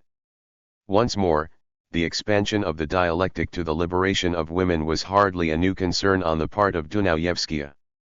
Her writings on women stretch back beyond the period of 1949 to 1950 miners' general strike, in which she spoke to and praised the militant efforts of miners' wives. This said, reference to women's issues were restricted to a few instances in Marxism and freedom. By the time of Philosophy and Revolution, however, the concern had begun to shift to a more central position, following the bursting forth of the women's liberation movement in the late 1960s, as influenced by the struggles of U.S. blacks and anti-war activists. Here Dunayevskaya describes the women's revolution, as she called it, as one of the most anti-elitist new forces and new passions that had come on the historic stage, and that raising altogether new questions. What was particularly important and unique about this movement was that it sought to challenge male chauvinism not only under capitalism itself but also within the revolutionary movement. Dunayevskaya was once again able to set the relationship between universal and particular into a healthy arrangement. The fact that it will not be possible to fully overcome male chauvinism as long as class society exists does not invalidate the movement any more than any struggle for freedom is invalidated. 305. The high point in Dunayevskaya's work on women's liberation, however, came in the 1980s. Rosa Luxemburg, Women's Liberation and Marx's Philosophy of Revolution, an analysis of the hitherto all too often overlooked Marxist theorist and activist, appeared in 1982, charting Luxemburg's important contribution to Marxian theory and practice as well as to feminism. But it was in 1985, toward the very end of her life, with Women's Liberation and the Dialectics of Revolution, a 35-year collection of essays, that the zenith of her engagement was reached. Here, Dunayevskaya deepens her excavation of Marx's humanism, noting that a concern with what she terms the man/woman relationship is evident as far back as his 1844 manuscripts, where Marx speaks of the alienating subordination of women to men. There is interpretative recourse here also to Marx's vision of human development, outlined in the Grundrisse as an absolute movement of becoming, and to his notion of a revolution in permanence. On the basis of these interpretative excursus, Dunayevskaya calls for her own total revolution built on the passion for a total uprooting of this exploitative, racist, sexist society, stretching from the anti-Vietnam War movement and the beginnings of a new left within socialism to the present search for a philosophy of revolution to meet the challenge of the ongoing revolutions of our day. Conclusion, toward an absolute humanism. The humanism that characterizes Dunayevskaya's account of the dialectics of liberation is the linchpin of her central contribution to Marxism. It should be clear from the foregoing that this humanism was neither a static nor an abstract humanism, but one turned to human agency, subjectivity, and to the unity of idealism and materialism in the social forces of her time. Dunayevskaya discerns the basis of this new philosophy, as she terms it, in Marx's 1844 manuscripts as well as in his later writings, and, together with the re-engagement with the Hegelian texts that Marx confessed shaped his thinking, devises her own, unique form of humanism that speaks to the movement from practice to theory in the processes of realizing the whole human dimension. Although Dunayevskaya is robust in defending production as her point of departure, because to see the crisis in production is to understand it everywhere else, hers is an account. 306. Shorn of economic or class reductionism. Whether the struggle concerns issues of class, race, gender, or sexuality, 17 or a combination of these aspects, the dialectic between universal and particular is never sundered in an exclusionary concern for the one over the other. Inasmuch as they are humanist struggles for self-realization, struggles pushing back against domination and acting for the expansion of the space for freedom at all levels of society, they are connected and mutually reinforcing, possessing the potential to lead to the kind of progression that would usher in a true humanism instantiated in both production and social relations. We can, in fact, see her engagement here in this intersectional Marxism as a form of absolute humanism, 18, which is nothing other than the articulation needed to sum up a classless, non-racist, non-sexist society, where truly new human relations self-develop. In this way, Dunayevskaya was able to articulate Marxism for her age in a manner that few others have done, and with a seriousness that is now beginning to nd the level of recognition that it deserves. Notes. 1. The essays, which appeared as an appendix to the book, were dropped from subsequent editions. 2. Dunayevskaya had, along with C.L.R. James and Grace Lee, been engaging with these manuscripts as far back as the early 1940s, their translations being used as pamphlets circulated among Socialist Workers' Party and Worker Party circles and among workers. 3. Included in, but not exhaustive of this group are Herbert Marcuse, Henry Lefebvre, Erich Fromm, Irving Fitzgerald, and the Yugoslav Praxis philosophers, as well, of course, as C.L.R. James and Grace Lee, her then collaborators.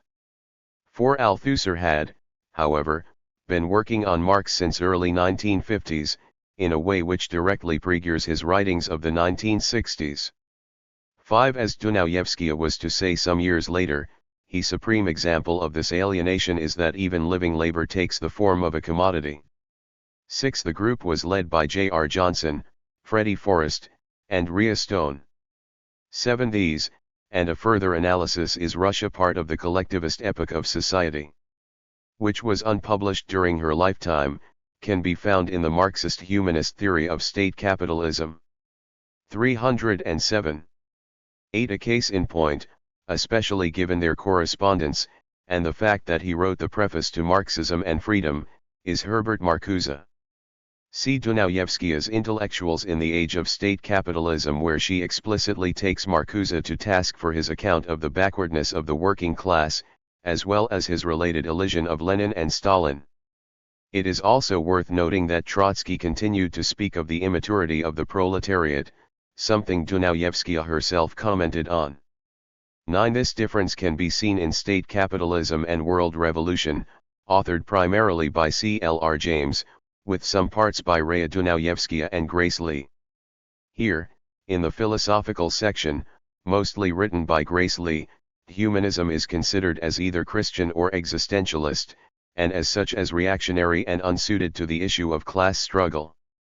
Although Lee wrote the section, it is inconceivable that James would have signed off on it without approval. 10. These letters are included in The Power of Negativity, selected writings on the dialectic in Hegel and Marx.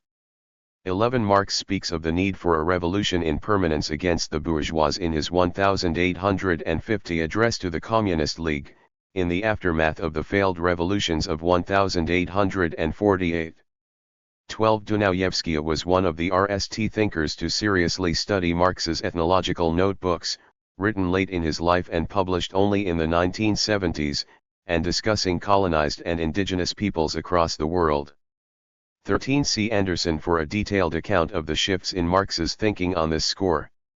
14. Dunayevskaya elsewhere referred to civil rights movement as the Freedom Now struggles, or as the Black Revolution, and was one of the key voices in the Marxist tradition that saw something more than a liberal struggle for rights taking place here. 15 News and Letters also had a youth column written by Robert Ellery called Thinking It Out. 16 Dunayevskaya also critiqued Senghor's later ties to French neocolonialism. 17 Dunayevskaya wrote little on sexuality, although from what she does say about Marx and gay liberation it is clear that this is an area in which her concern with the dialectics of liberation also applies.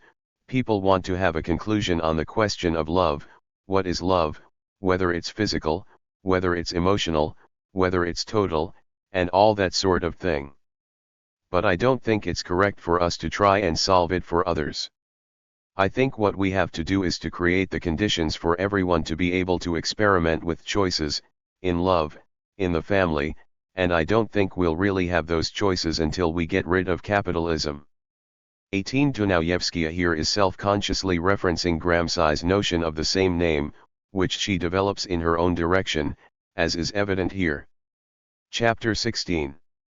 Two kinds of subjectivity in Marxism and freedom, Hegel, Marx, and the Maoist detour. Kevin B. Anderson.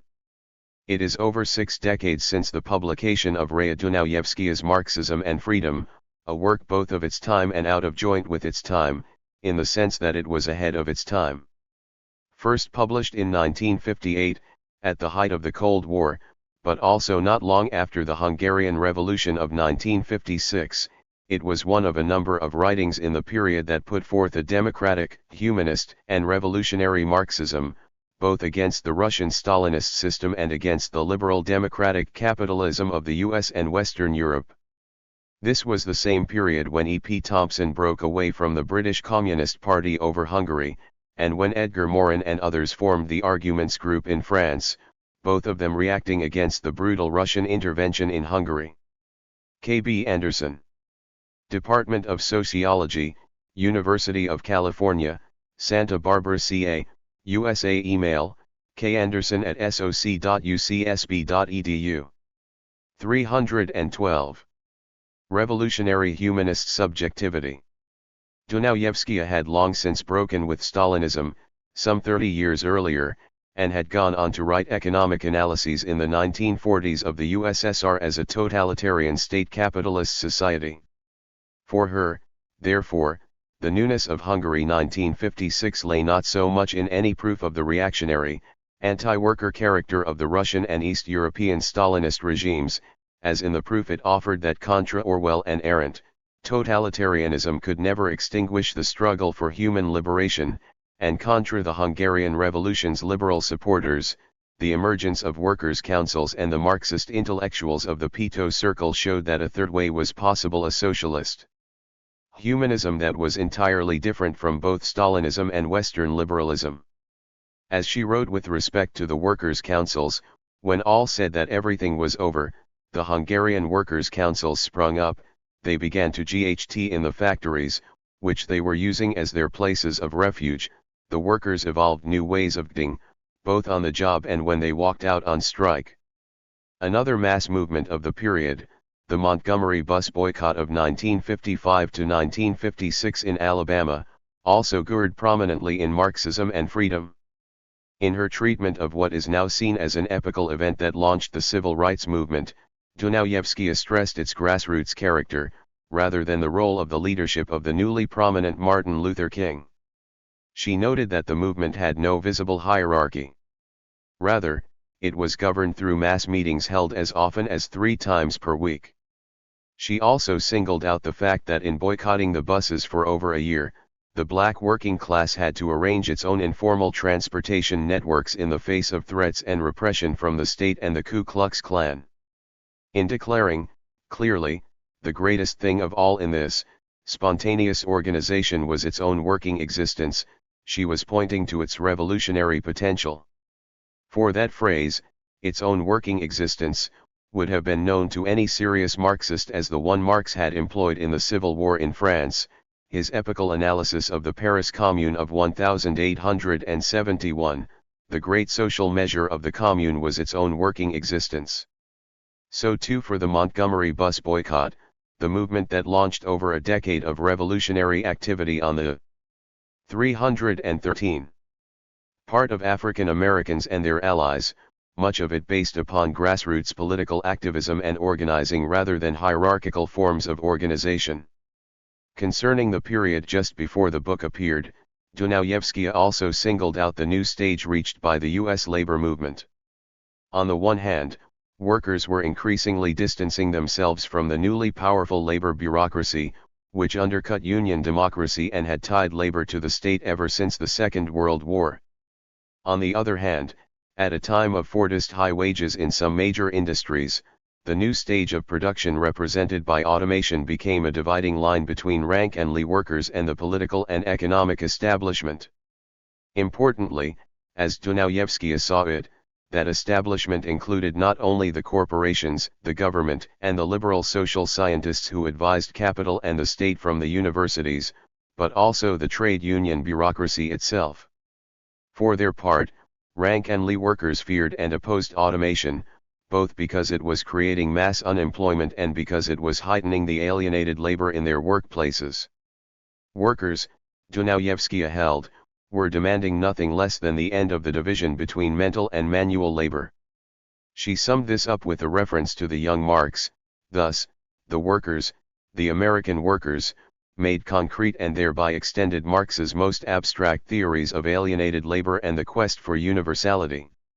These three movements and upheavals, the Hungarian Workers' Councils, the Montgomery bus boycott, and the stirrings of rank-and-file labor against both automation and the labor bureaucracy could be considered to be examples of collective, emancipatory subjectivity, in contrast to the way most Marxist and radical analysis usually focuses on the objective, structural side of social relations.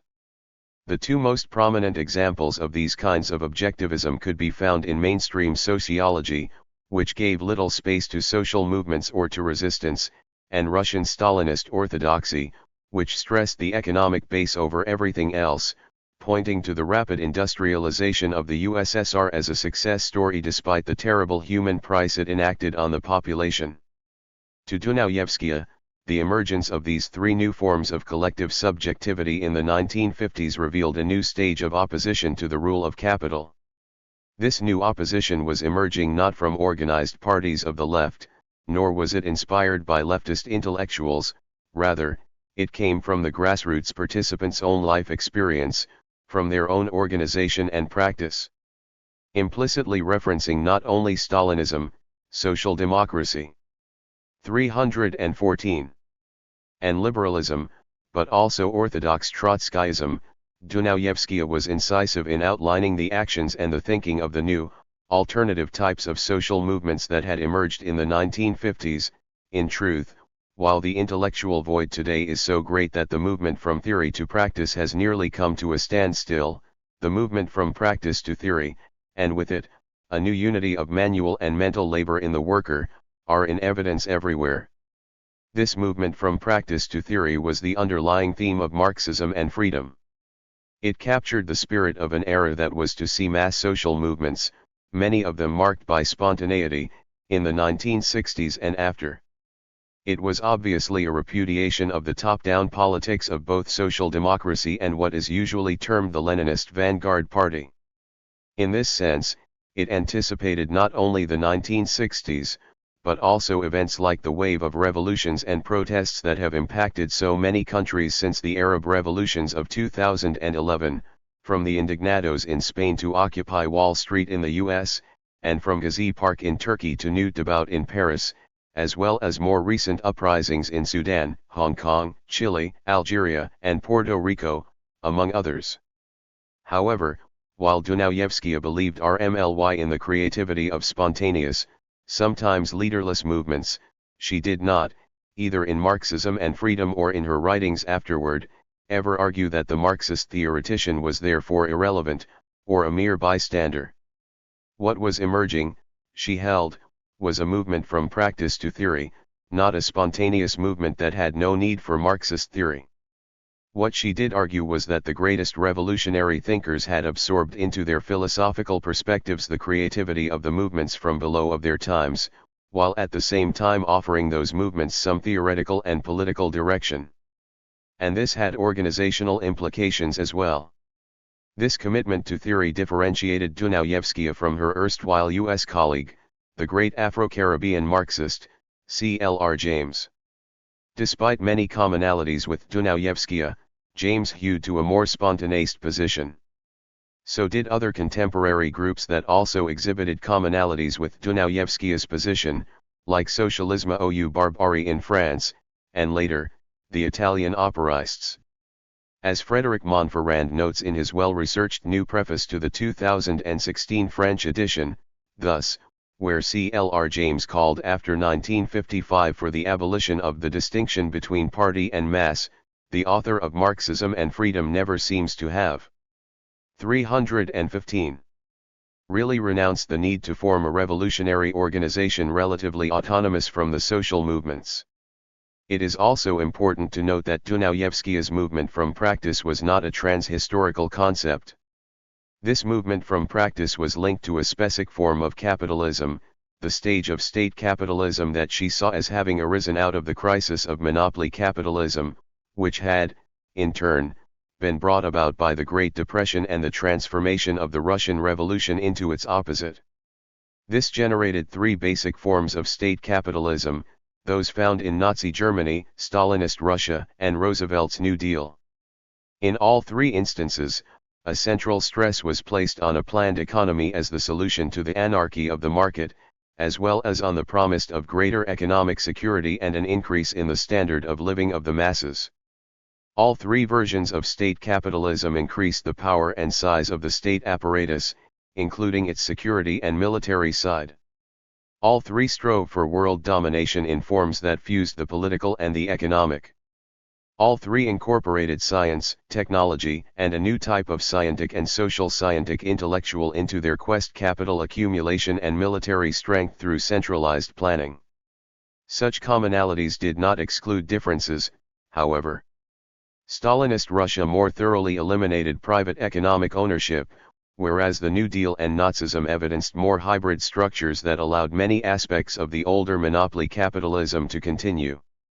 Nazi party officials exercised considerable power inside the corporate apparatus, as did Roosevelt's wartime government planning agencies, but each left plenty of room for private prod. Stalinist Russia and Nazi Germany each had a far more extensive network of secret police and concentration camp systems, but these were by no means absent in Roosevelt's U.S., which saw the rise of the FBI and the OSS to great prominence within the state and the mass internment of Japanese Americans in concentration camps. Dunayevskaya also noted that certain technological developments that accompanied state capitalism led to an increased questioning of and even revolutionary opposition to the system by sectors beyond the industrial proletariat. Thus, World War II and its nuclear weapons endangered the very survival of the human race, something that called forth new social movements on the part of youth, such movements later also including opposition to environmental destruction as well. The genocidal antisemitism and racism of Nazism, and the war's weakening of 316. The old colonial powers, helped to spark anti-racist, black liberation, and anti-colonial liberation movements in its wake. The mass mobilization of women for the war effort and the targeting of civilian populations, including women, especially by the Nazis, helped to bring about a new women's movement. Other developments, such as the move by industrial capital into automation, led to still newer forms of resistance. As Dunayevskaya pointed out in a later recollection on the birth of her distinctive form of Marxist humanism, the post-war era was characterized by a new stage of production, new stage of cognition, new kind of organization. With these kinds of questions in mind, let us look briefly at some of the key theoretical junctures in Marxism and freedom. Dunayevskaya's Hegel, the power of abstraction as revolutionary. The opening chapter on Hegel and the French Revolution is heavily indebted to the anarchist thinker Daniel Guérin for its account of the sans-culottes as part of a creative movement from below that was to the left of the Jacobins and that conceptualized and fought for a popular democracy. Democracy, thus, was not invented by philosophic theory nor by the bourgeois leadership. It was discovered by the masses in their method of action. There is a double rhythm in destroying the old and creating the new which bears the unmistakable stamp of the self-activity which is the truly working class way of knowing. This, in fact, was the greatest of all the achievements of the Great French Revolution, the workers' discovery of their own way of knowing.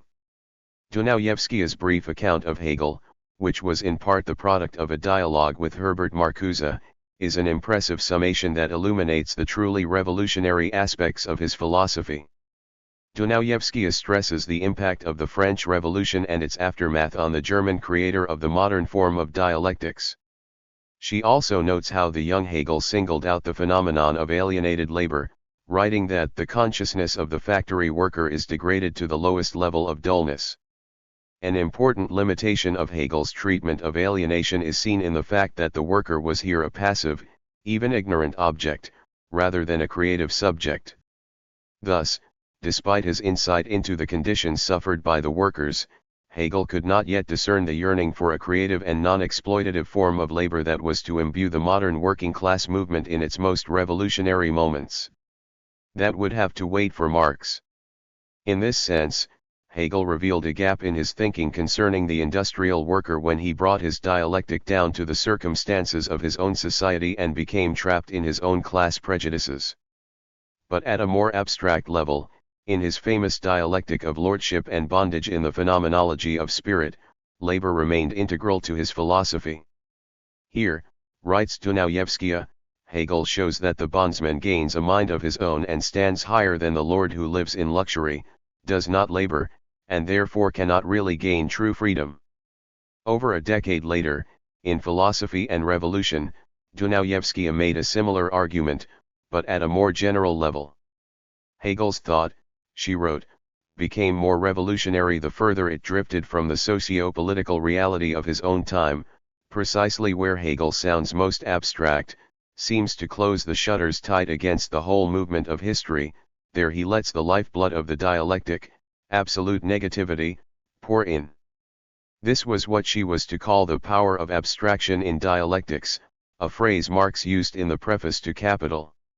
What Hegel did discern in his published work and hear the incience of the French Revolution was obvious was that the quest for freedom and emancipation marked the entire course of human history. Additionally, in seeing the social world not only as substance, but also as subject, Hegel paved the way for the Marxian concept of the collective revolutionary subject. Dunayevskaya singles this out as a central contribution of Hegel's. But it was in his notion of the absolute idea, above all, especially its aspect of the unity of theory and practice, that she found of the greatest significance. In his later writings, where he takes up absolute spirit or mind, Dunayevskaya concludes that Hegel stressed the dialectical relationship between the social and the individual. 318. For in Hegel's absolute there is embedded, though in abstract form, the full development of the social individual, or what Hegel would call individuality pure of all that interferes with its universalism, i.e., freedom itself. Here are the objective and subjective means whereby a new society is going to be born. That new society, struggling to be born, is the concern of our age. For Dunayevskaya, the key here was not so much the rather banal notion that individuals must become social to fully realize themselves as individuals. Her real point centered on something slightly different, how the quest for individual self-development and freedom could link up with broader epochal movements for human emancipation in such a way that both were deepened, in a truly dialectical relationship.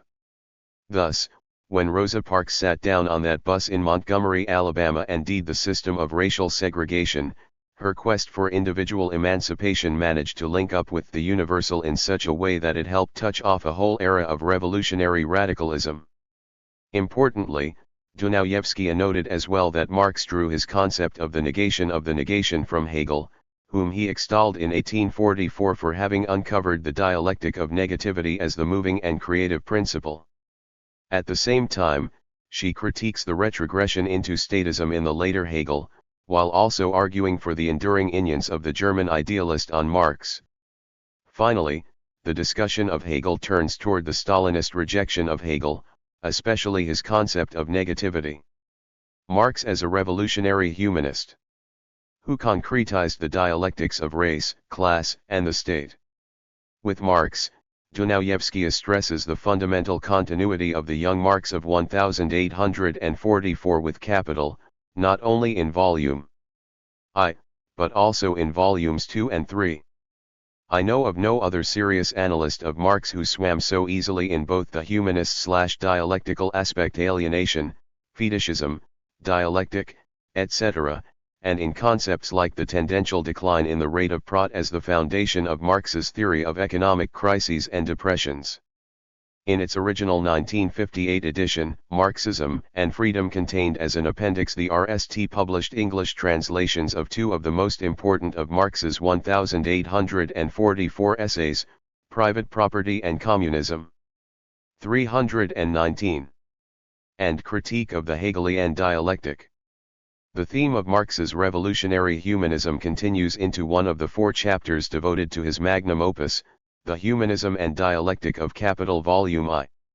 In the 1,844 essays, Marx is seen as having put forth his own version of the dialectic, as having not only stood on his feet, but also as having separated himself from vulgar communism, which Dunayevskaya traces back to some of the communist sects of Marx's own time, albeit with a clear contemporary target, the Vulgate of Soviet Marxist-Leninism. Here she connects philosophy and economics in the sense that vulgar communism sought to change property relations but not production relations, not the actual daily life of the worker. Marx was strongly opposed to anyone who thinks that the ills of capitalism can be overcome by changes in the sphere of distribution.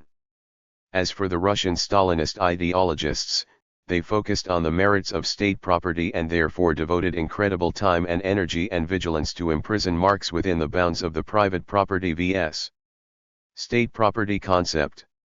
This was also an implicit critique of classical Trotskyism, with its focus on nationalized property as the dividing line between capitalism and a workers' state, albeit bureaucratically deformed. Throughout, Marx is presented as a revolutionary activist as well as a thinker, even during his supposedly cloistered British Museum years when he immersed himself in the study of political economy. Not only was he an activist as well as a thinker, but world events and his engagement with them decisively shaped his greatest theoretical work, Capital. Here the kinds of themes alluded to at the beginning of this essay, the new forms of emancipatory struggle found during the 1950s in the Hungarian revolutionaries, Alabama black activists, and the rank-and-file workers emerge as central to the book's underlying theoretical premises. Thus, the decisive impact of the U.S. Civil War on capital is elaborated not just as political background, but as having had core theoretical importance. Dunayevskaya's chapter covering these issues begins with Marx's applauding from afar the incipient slave insurrection he was hoping for in the wake of John Brown's attack on Harper's Ferry. Marx not only differed with Engels on the potentially revolutionary character of the Civil War, but he also strongly attacked Lincoln's non-revolutionary reluctance to issue an emancipation proclamation. In addition, Dunayevskaya stresses Marx's strong support in his letters and journalism for the British workers who sided with the North even as the 320 British establishment took the opposite position. In a remarkable display of proletarian internationalism, those workers maintained their support even when told that a British intervention on the side of the South might quickly end the war and the cotton blockade that had led to mass unemployment in the manufacturing districts. She also notes how language about race, class, and the GHT for the 8-hour day found its way into Marx's text, as in this often overlooked passage from Capital. In the United States of America, every independent movement of the workers was paralyzed as long as slavery discouraged a part of the republic. Labor cannot emancipate itself in the white skin where in the black it is branded. But out of the death of slavery a new life again arose. The RST fruit of the Civil War was the 8 hours agitation, that ran with the 7-leagued boots of the locomotive from the Atlantic to the Pacific, from New York to California. Thus, the dialectics of race and class was no mere sideshow, but a crucial aspect of the struggle for the emancipation of labor. But there were other theoretical stakes here as well. Dunayevskaya also makes the argument that the very structure of capital changed as a result of Marx's engagement with the Civil War in the U.S. Based upon a study of the early drafts of Capital, she concludes that it was only after he became engaged with the Civil War that Marx added an entire chapter on the working day, apparently completed as late as 1866, just after the war's end. This chapter is one of the book's most crucial, not because it exposes the oppression resulting from a brutally long working day, which many had done before, but because it shows how the dramatic lengthening of the working day constituted the breaking point that produced the modern labor movement. This chapter on the working day contains the most detailed treatment of working class resistance to capital of the entire book, as it chronicles the struggle for a shorter working day, RST in Britain, and then in France and the US, where it became intertwined with the dialectics of race and class. Importantly, Marx is not only describing here but also prescribing.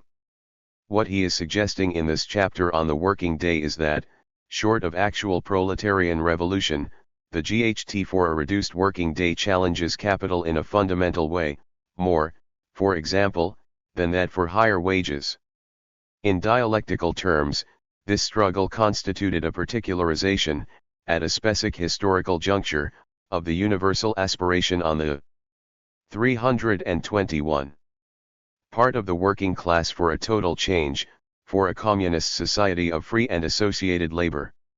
The revolutionary importance of this GHT for a shorter working day was something that Marx advocated in the First International, helping to place it on the agenda of the working class across Western Europe and North America. Turning to our own times, it could be noted that in recent decades the French working classes have been carrying out the GHT for a shorter working day, but in isolation from other highly developed economies like Britain or the US, where the issue has lain dormant. Dunayevskaya conceptualizes a similar process concerning the relationship of the Paris Commune to capital. Following the argument of Marx's civil war in France, she outlines what he saw as the Commune's most salient revolutionary features: its grassroots democratic character, its destruction of a modern bureaucratic state, and its development of worker self-rule in some of the factories. Dunayevskaya added a point not stated explicitly by Marx concerning the leading role of female workers, milkmaids, in touching off the insurrection early in the morning of March 18, 1871, as in every real people's revolution, new strata of the population were awakened. Next, Dunayevskaya argues that several important formulations in Capital were added only after the Commune. She notes that the last version of Capital I that Marx personally vetted before it was published was the French edition, issued in serial form from 1872 to 1875. Although it was translated by Joseph Roy, Marx's correspondence shows that he went over every page and reworked many parts of the text. Few, except specialist scholars, are aware that the 1867 version of Capital was quite different from the text we know today. Most importantly, the RST chapter did not exist in 1867 in anything like its present form. Only after the events of the Paris Commune did Marx reorganize the book, creating for the RST time a separate RST chapter ending with a discussion of commodity fetishism. Some of the material on fetishism was already there in 1867, but additional material was incorporated after Commune, which, as Dunayevskaya points out, had illustrated in concrete form what Marx for years had been referring to as free and associated labor. Dunayevskaya also argues that after 1867, Marx moves his focus in the discussion of commodity fetishism from the fantastic form of appearance, wherein human relations took the form of relations between things, to the necessity of that form of appearance, given that the reification of human relations was in truth, the form taken under capitalism. 322. Of what relations between people are at the point of production. This is not only an example of revolutionary events enhancing and deepening Marx's theorization of capitalism, but it also shows Marx carrying out some of his most original theoretical labor under the impact of the Commune. In carrying out this reworking of capital, he developed further a book that aimed not only to reach but also to shape the consciousness of the working class, in order for it to carry out the struggle for its self-emancipation more effectively. To be sure, it was not Marx's fault that post-Marx Marxists, beginning with Engels, virtually ignored the crucial section on commodity fetishism until the 1920s. Lenin, as a dialectical thinker who saw Anti-colonial movements as a new form of subjectivity in the era of imperialism. Dunayevskaya's discussion of Lenin as a thinker and as revolutionary takes a similar form.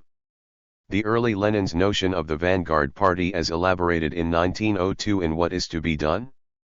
Is seen as undergoing modifications under the impact of the creativity and self-organization displayed by the Russian working class in 1905 and 1917.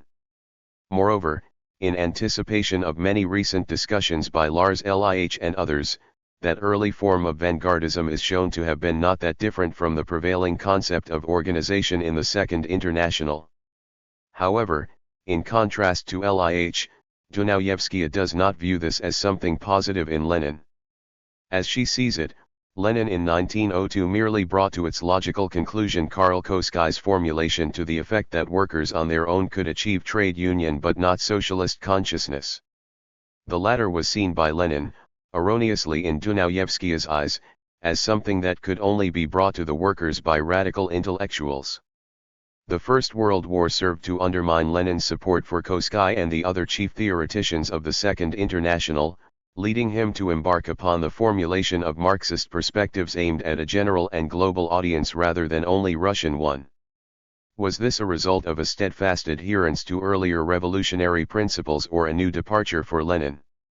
Dunayevskaya holds more to the second possibility, underlining Lenin's in-depth study of Hegel and dialectics, imperialism. 323. And the state and revolution, issues he had largely avoided up until this point. One major departure, still controversial even today, is Dunayevskaya's elaboration of a philosophical break in Lenin's thought. This break, she contended, was a result of his 1914 to 1915 notebooks on Hegel's Science of Logic, written after the Second International collapsed in the wake of World War I, when its main constituent parties violated their principles by supporting their respective governments in what Lenin saw as an imperialist war.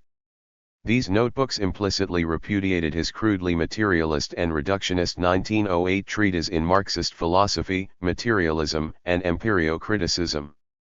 Singling out revolutionary Hegelian concepts like self-movement and contradiction, Lenin also embraces aspects of Hegel's philosophical idealism as superior to crude materialism, writing, "Intelligent idealism is nearer to intelligent materialism than is stupid materialism." Moreover, in an implicit self-critique, Lenin holds that one cannot understand capital without having studied Hegel's logic, and that consequently, none of the Marxists for the past half-century have understood Marx.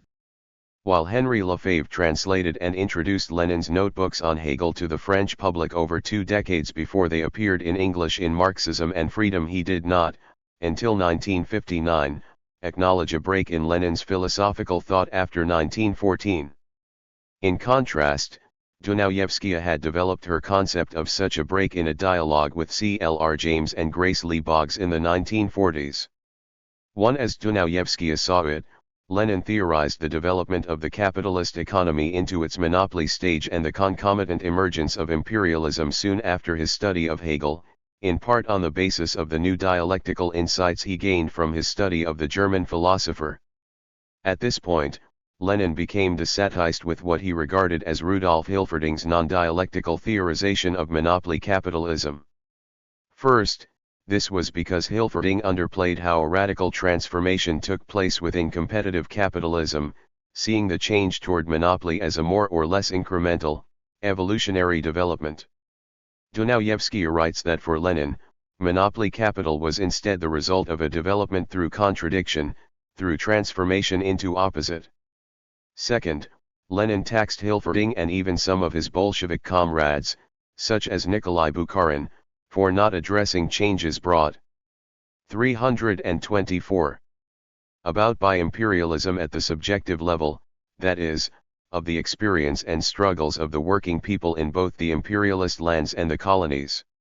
One aspect of this was that a deep internal contradiction appeared inside the working class of the imperialist metropoles, with a small portion of the workers transforming into an aristocracy of labor that benefited from and supported imperialist exploitation.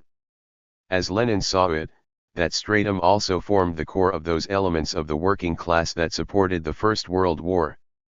Dunayevskaya connected the concept of a labor aristocracy to racial segmentation within the U.S. working class, wherein whiter, native-born, and more skilled workers, along with trade union bureaucrats, formed such a labor aristocracy with particularly American characteristics. Another aspect of Lenin's dialectical theory of imperialism was that in the colonies, anti-imperialism was leading to the creation of modern, progressive nationalist movements. Here Lenin singled out the Easter Uprising in Ireland of 1916, in the middle of World War I, and up to that point the most serious blow against imperialism and the war anywhere in the world. Ireland was for Lenin the harbinger of new forms of consciousness and struggle that later came to be called national liberation movements. In supporting the Irish uprising, and in polemicizing with hostile class reductionist perspectives from Karl Radek and more ambivalent ones from Leon Trotsky, Lenin underlined the dialectical underpinnings of his position, referring to the Irish events as part of the dialectics of history, wherein colonized nations fighting for their national emancipation can take the lead, moving ahead of the international working class in the struggle against imperialism, and ultimately, capitalism itself. For Dunayevskaya, Lenin's originality lay not only in grasping new subjective developments like the emergence of the labor aristocracy and of the national liberation movements but also in conceptualizing the relationship of those forces to the overall working class movement. Additionally, Lenin incorporated the peasantry into his analysis, especially in his discussions of major countries in the global south like colonial India and semi-colonial China. Whatever his us as a Marxist thinker and revolutionary leader, especially on the one-party state, as that have been pointed out by other revolutionary thinkers ever since Rosa Luxemburg, Lenin's two major insights on Hegel and dialectics, and on imperialism and national liberation remain fruitful theoretical resources for us today. 4. 325. Dunayevskaya, Lenin's Hegelian Marxism was more salient than that of Lukács or Marcuse because he made political and economic conclusions on the basis of his dialectical investigations. He was therefore able to elaborate a fully dialectical theory of the emergence of imperialism and of its internal contradictions, seen most prominently in the national liberation movements and self-determination struggles to which it gave impetus across the colonial and semi-colonial world. Lenin's great sensitivity as well to national and ethnic oppression inside large countries like Russia was an important and related insight that he was to develop in terms of groups like African Americans in the years following the Hegel notebooks and his book on imperialism. Dunayevskaya took from Hegel, Marx, and Lenin two conceptual threads, on the one hand, a certain type of dialectics of revolution, and, on the other hand, a sensitivity to new social forces and movements with revolutionary potential. These two threads of analysis enabled her to conceptualize a new form of capitalism, automated state capitalism, in which workers face the state, capital, and their own union bureaucracy, and where new social movements like the Black movement in the US were emerging. At the same time, events like Hungary 1956 showed not only the bankruptcy of the Stalinist regimes, but also that the working people and youth under those regimes shared similar aspirations with those in radical social movements across the world. Mao Zedong, an alienated form of subjectivity. When it came off the press in 1958, Marxism and Freedom caught something of the spirit of the times, developing an audience far beyond what remained of the socialist and Marxist left, much reduced as it was after nearly a decade of McCarthyism.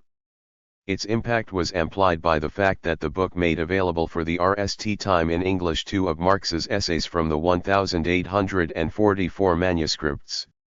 It was published on the eve of, and caught much of the spirit of, the O-ring in the 1960s of grassroots social movements for civil rights and black liberation, for peace and against imperialism, for women's liberation, and for environmental protection.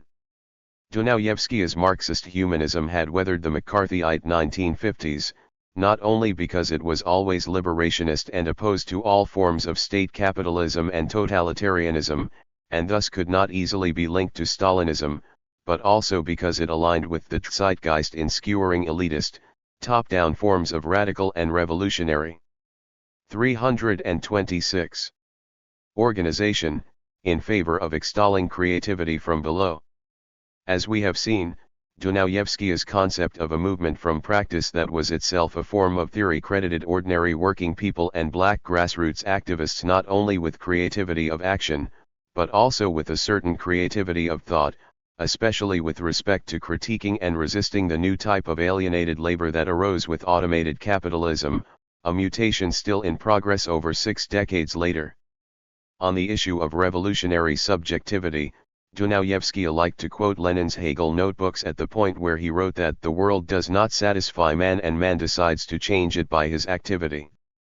Lenin wrote those lines in response to Hegel's evocation of the power of human subjectivity. The subject possesses a certainty of its own actuality and the non-actuality of the world. But what if the power of the subject took an alienated, non-emancipatory form, as in the Maoist detour from humanism and the dialectics of revolution?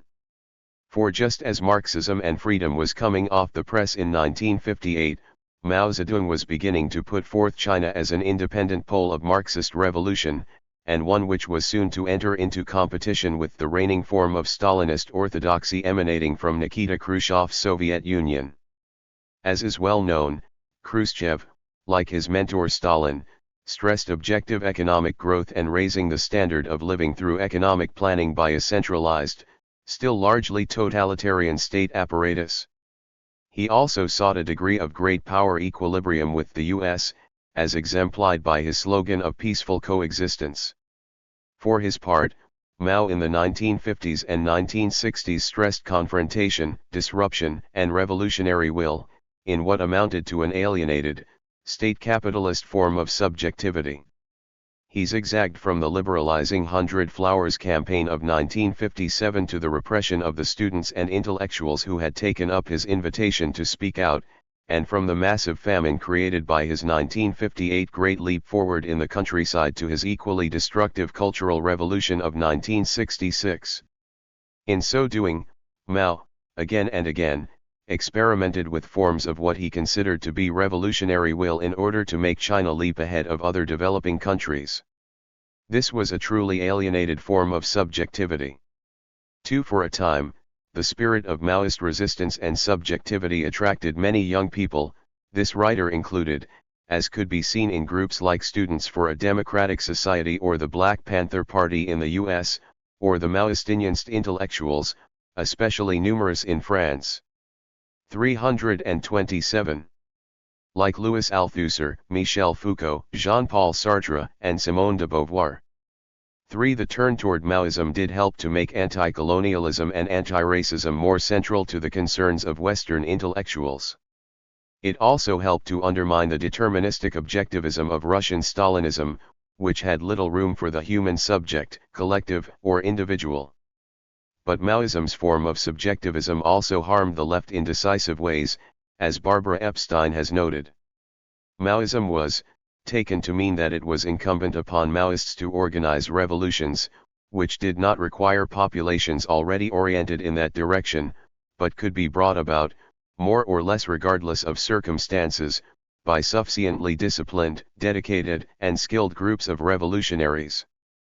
Anarchism and Maoism shared an orientation toward cultural politics, the view that transforming people's ideas, and the ideas governing society as a whole, was a major, if not the major, component of revolutionary politics.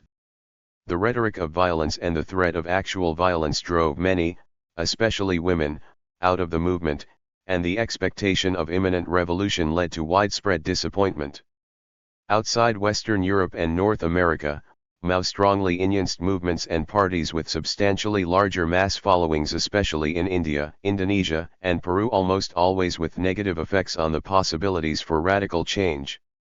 For the espousal of voluntarist Maoist slogans like "Dare to Struggle, Dare to Win" was not merely youthful enthusiasm during the 1960s, but something that was deeply rooted in the theory and practice of Maoism. As a result, its wide influence played no small part in the eventual defeat of some of the most radical parts of the movements of the 1960s. An added dimension of this defeat was a certain disillusionment on the left with China by the early 1970s for betraying the anti-imperialist cause it had seemed to champion. By now, Mao's opposition to revisionist Russia resulted in a 1972 rapprochement with Nixon's America at the height of the U.S. bombing of Vietnam. A few years later, in 1975 to 1976, China tacitly supported South Africa, Zaire, and the U.S. against the African Liberation Guerrillas of Angola, who beat back the apartheid South African forces with the aid of Cuban troops sent there with Russian support. 5. While to be sure subjectivist, Maoism was also imbued with a deep anti-humanism, as it dismissed all humanism as at best hypocritical. 328. Humanitarianism on the part of the dominant classes and nations. At a philosophical level, this can be seen in the crude dismissal of the young Marx by Mao's chief philosopher for a time, Zhou Yang, writing here in 1963 at the height of the Sino-Soviet rift. In the early stages of the development of their thought, Marx and Engels were, indeed, somewhat influenced by humanist ideas. But, when they formulated the materialist concept of history and discovered the class struggle as the motive force of social development, they got rid of this bourgeois influence. What is new here theoretically is the vehement rejection of humanism, comparable to that of Althusser and published during the same period as his anti-humanist's creed, for Marx. At a more general level, the spirit of extreme self-sacrifice associated with Maoist voluntarism constituted a polar opposite to life-affirming notions of Marx as revolutionary humanist. To be sure, the 1949 Maoist revolution in China was one of history's great national revolutions, one that narrowly cast out a vicious form of Western imperialism that had dominated the country since the First Opium War of 1839 to 1842, defeating the newer Japanese imperialism in the process. Domestically, the 1949 revolution undermined much of the old patriarchal domination of women and destroyed the old landlord classes. But Maoism also established, from the RST, a totalitarian apparatus that ruled over the population from above, all the while sting any real political debate or popular initiative. At the same time, the regime's numerous mass campaigns, also orchestrated from the top, gave the regime the aura, at least at the international level, of revolutionary participation. This was most notable during the Cultural Revolution of the 1960s, which drew in many who should have known better. Besides naive liberals and Stalinists, these included some anarchists and independent socialists, among the latter Dunayevskaya's erstwhile colleague from the 1940s, Grace Lee Boggs, and, to an extent, C.L.R. James as well, her other important theoretical interlocutor from that time. Throughout the 1960s and 1970s, when enthusiasm for Maoism reached its zenith, Dunayevskaya took a principled stand that cost her supporters among some of the very parts of the revolutionary youth that she was trying to win over. Despite this, as Marxism and Freedom was successively reprinted during this period, she added appendixes on Mao's. 329. China in 1964 and 1971, also making a critique of his thought central to her 1973 book, Philosophy and Revolution. In Philosophy and Revolution, Dunayevskaya also expanded the horizons of Marxism and freedom with a substantial discussion of African liberation movements and the imperialist world economy they faced. In the early 1960s, she visited West Africa and from then on tended to see Africa's more democratic and humanist form of anti-imperialism as something of a counterweight to Maoism and other varieties of 1960s third-worldism. As part of this effort, she took up Frantz Fanon as a revolutionary humanist thinker. While Dunayevskaya's critique of Mao included economic and political aspects, its core was philosophical, not least because, as she wrote, Mao's independent version of Stalinism itself exhibited a philosophical bent. As she maintained in Philosophy and Revolution, it is no accident that, where Stalin embarked on the transformation of the Marxist philosophy of liberation into its opposite on the economic plane, Mao, before and after he gained state power, concentrated mainly on the philosophical sphere, very nearly preempting the category contradiction. Two kinds of subjectivity, Maoist and revolutionary humanist. For her RST substantial critique of Mao, in the 1964 appendix to Marxism and Freedom, Dunayevskaya developed a concept of two kinds of subjectivity. The RST form of subjectivity, exemplified by Mao, has no regard for objective conditions and believes that it can carry out something like the Great Leap Forward on the backs of the masses. Moreover, if revolt or dissension appears, this form of subjectivity can deal with that as well, by remolding minds through forced re-education programs. 6. Here we are confronted with voluntarist leaps in the direction of radical change coupled with Mao's notion of reconciliation that, as Dunayevskaya later argued, was hardly distinguishable from a Confucian and the accompanying notions of a harmonious society. 7. While at one level Maoism's voluntarist and harmonizing/remolding attitudes are opposed to each other, what unites them is a belief that if states of mind can be changed, material transformation is sure to follow. To work this out in Marxist terms, Mao advocated the outright inversion of superstructure and base in light of the situation of revolutionary. 330. China, intoning, when the superstructure of politics, culture, and so on hinders the development of the economic base, political and cultural reforms become the principal and decisive factors. 8. While Dunayevskaya retorted that Mao's thought was at this juncture running counter to the revolutionary materialism of Marx, this kind of thinking lay at the center of the Cultural Revolution and of Maoist thought reform more generally. Dunayevskaya regarded this type of subjectivism as a form of outright retrogression in a period that, unlike that of the ancient moral idealists, was already familiar with modern political economy and with Marx's critique of it as he developed a materialist interpretation of history and society. In casting Maoist subjectivity as retrogressionist, Dunayevskaya drew on Hegel's tripartite categorization of three attitudes toward objectivity: simple faith, early modern European rationalism, and a third attitude characterized as retrogressive by Hegel that arose after the French Revolution and amalgamated elements of Romanticism with an intuitionist philosophy of immediacy. This third attitude was often linked to rejections of reason in favor of feeling and intuition, and to the primacy of the will as against objective reality.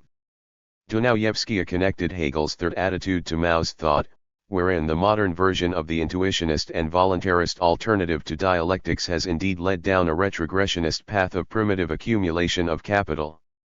The reference to primitive accumulation referred to the notion, central to the state capitalist theory she and C.L.R. James originated in the early 1940s, that the Stalinist forced industrialization drives are animated by a form of accumulation strikingly similar to early capitalism's expropriation of the English peasantry from their smallholder land allotments and its creation of the modern slave plantation, all at a terrible human cost.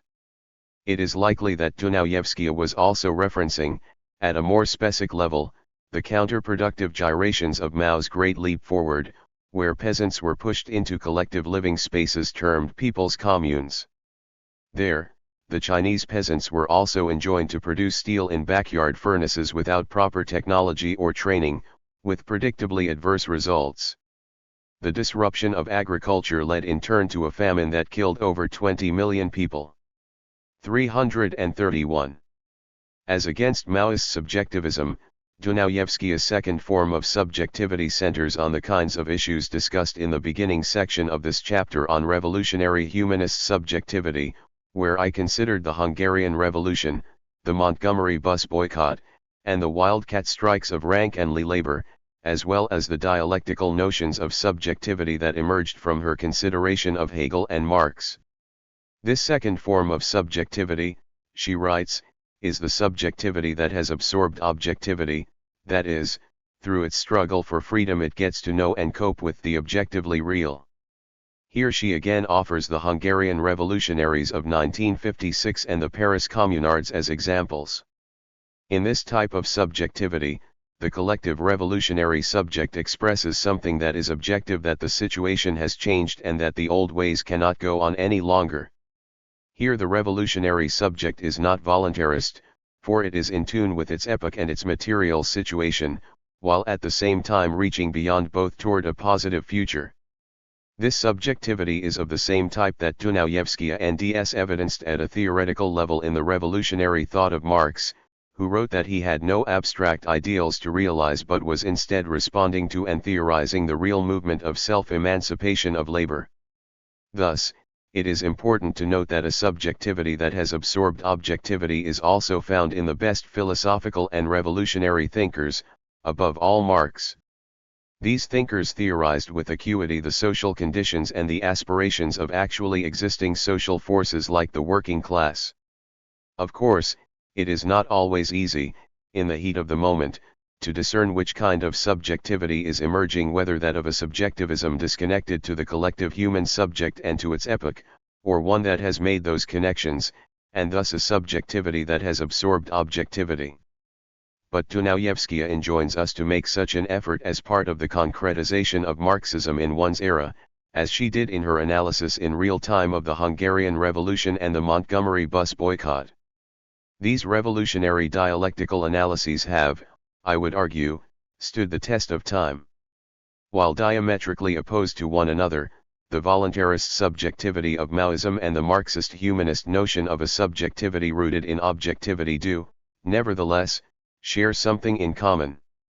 Neither are deterministic in the crudely materialist sense of the scientific Marxism that dominated socialist thought during the Second International of the early 20th century and was found in Russian Stalinist ideology. 332. However, Maoism is an aberrant form of the attempt to go beyond this kind of determinism, one that ends badly. And as we have seen in recent years, the excesses of the 1960s, in which Maoism played no small part, have pushed some youth and intellectuals who are rediscovering socialist thought back toward the mechanical materialism of the Second International. Dunayevskaya's dialectical critique of Maoism is important today, not least because it helps us to sharpen our understanding of the Marxist humanist concept of the subject. Moreover, aspects of Maoist voluntarism continue to exist all around us. This can be seen in voluntarist political forms like insurrectionist anarchism or the Black Bloc. It can also be seen in academicized forms of cultural Marxism devoid of any connection to the material reality faced by working people or oppressed minorities, even when these radical intellectuals take a militant, confrontational stance toward liberalism and the capitalist order. While Marxism and Freedom was published 6 decades ago, it and related writings of Dunayevskaya from the period still speak to us today, at a time when grassroots social movements for radical change have covered the globe in ways not seen since the 1960s. While this is so, it is also true that, with the growth of right-wing populism, the economic and political contradictions of capitalism are more glaring and ominous than at any time since the 1930s.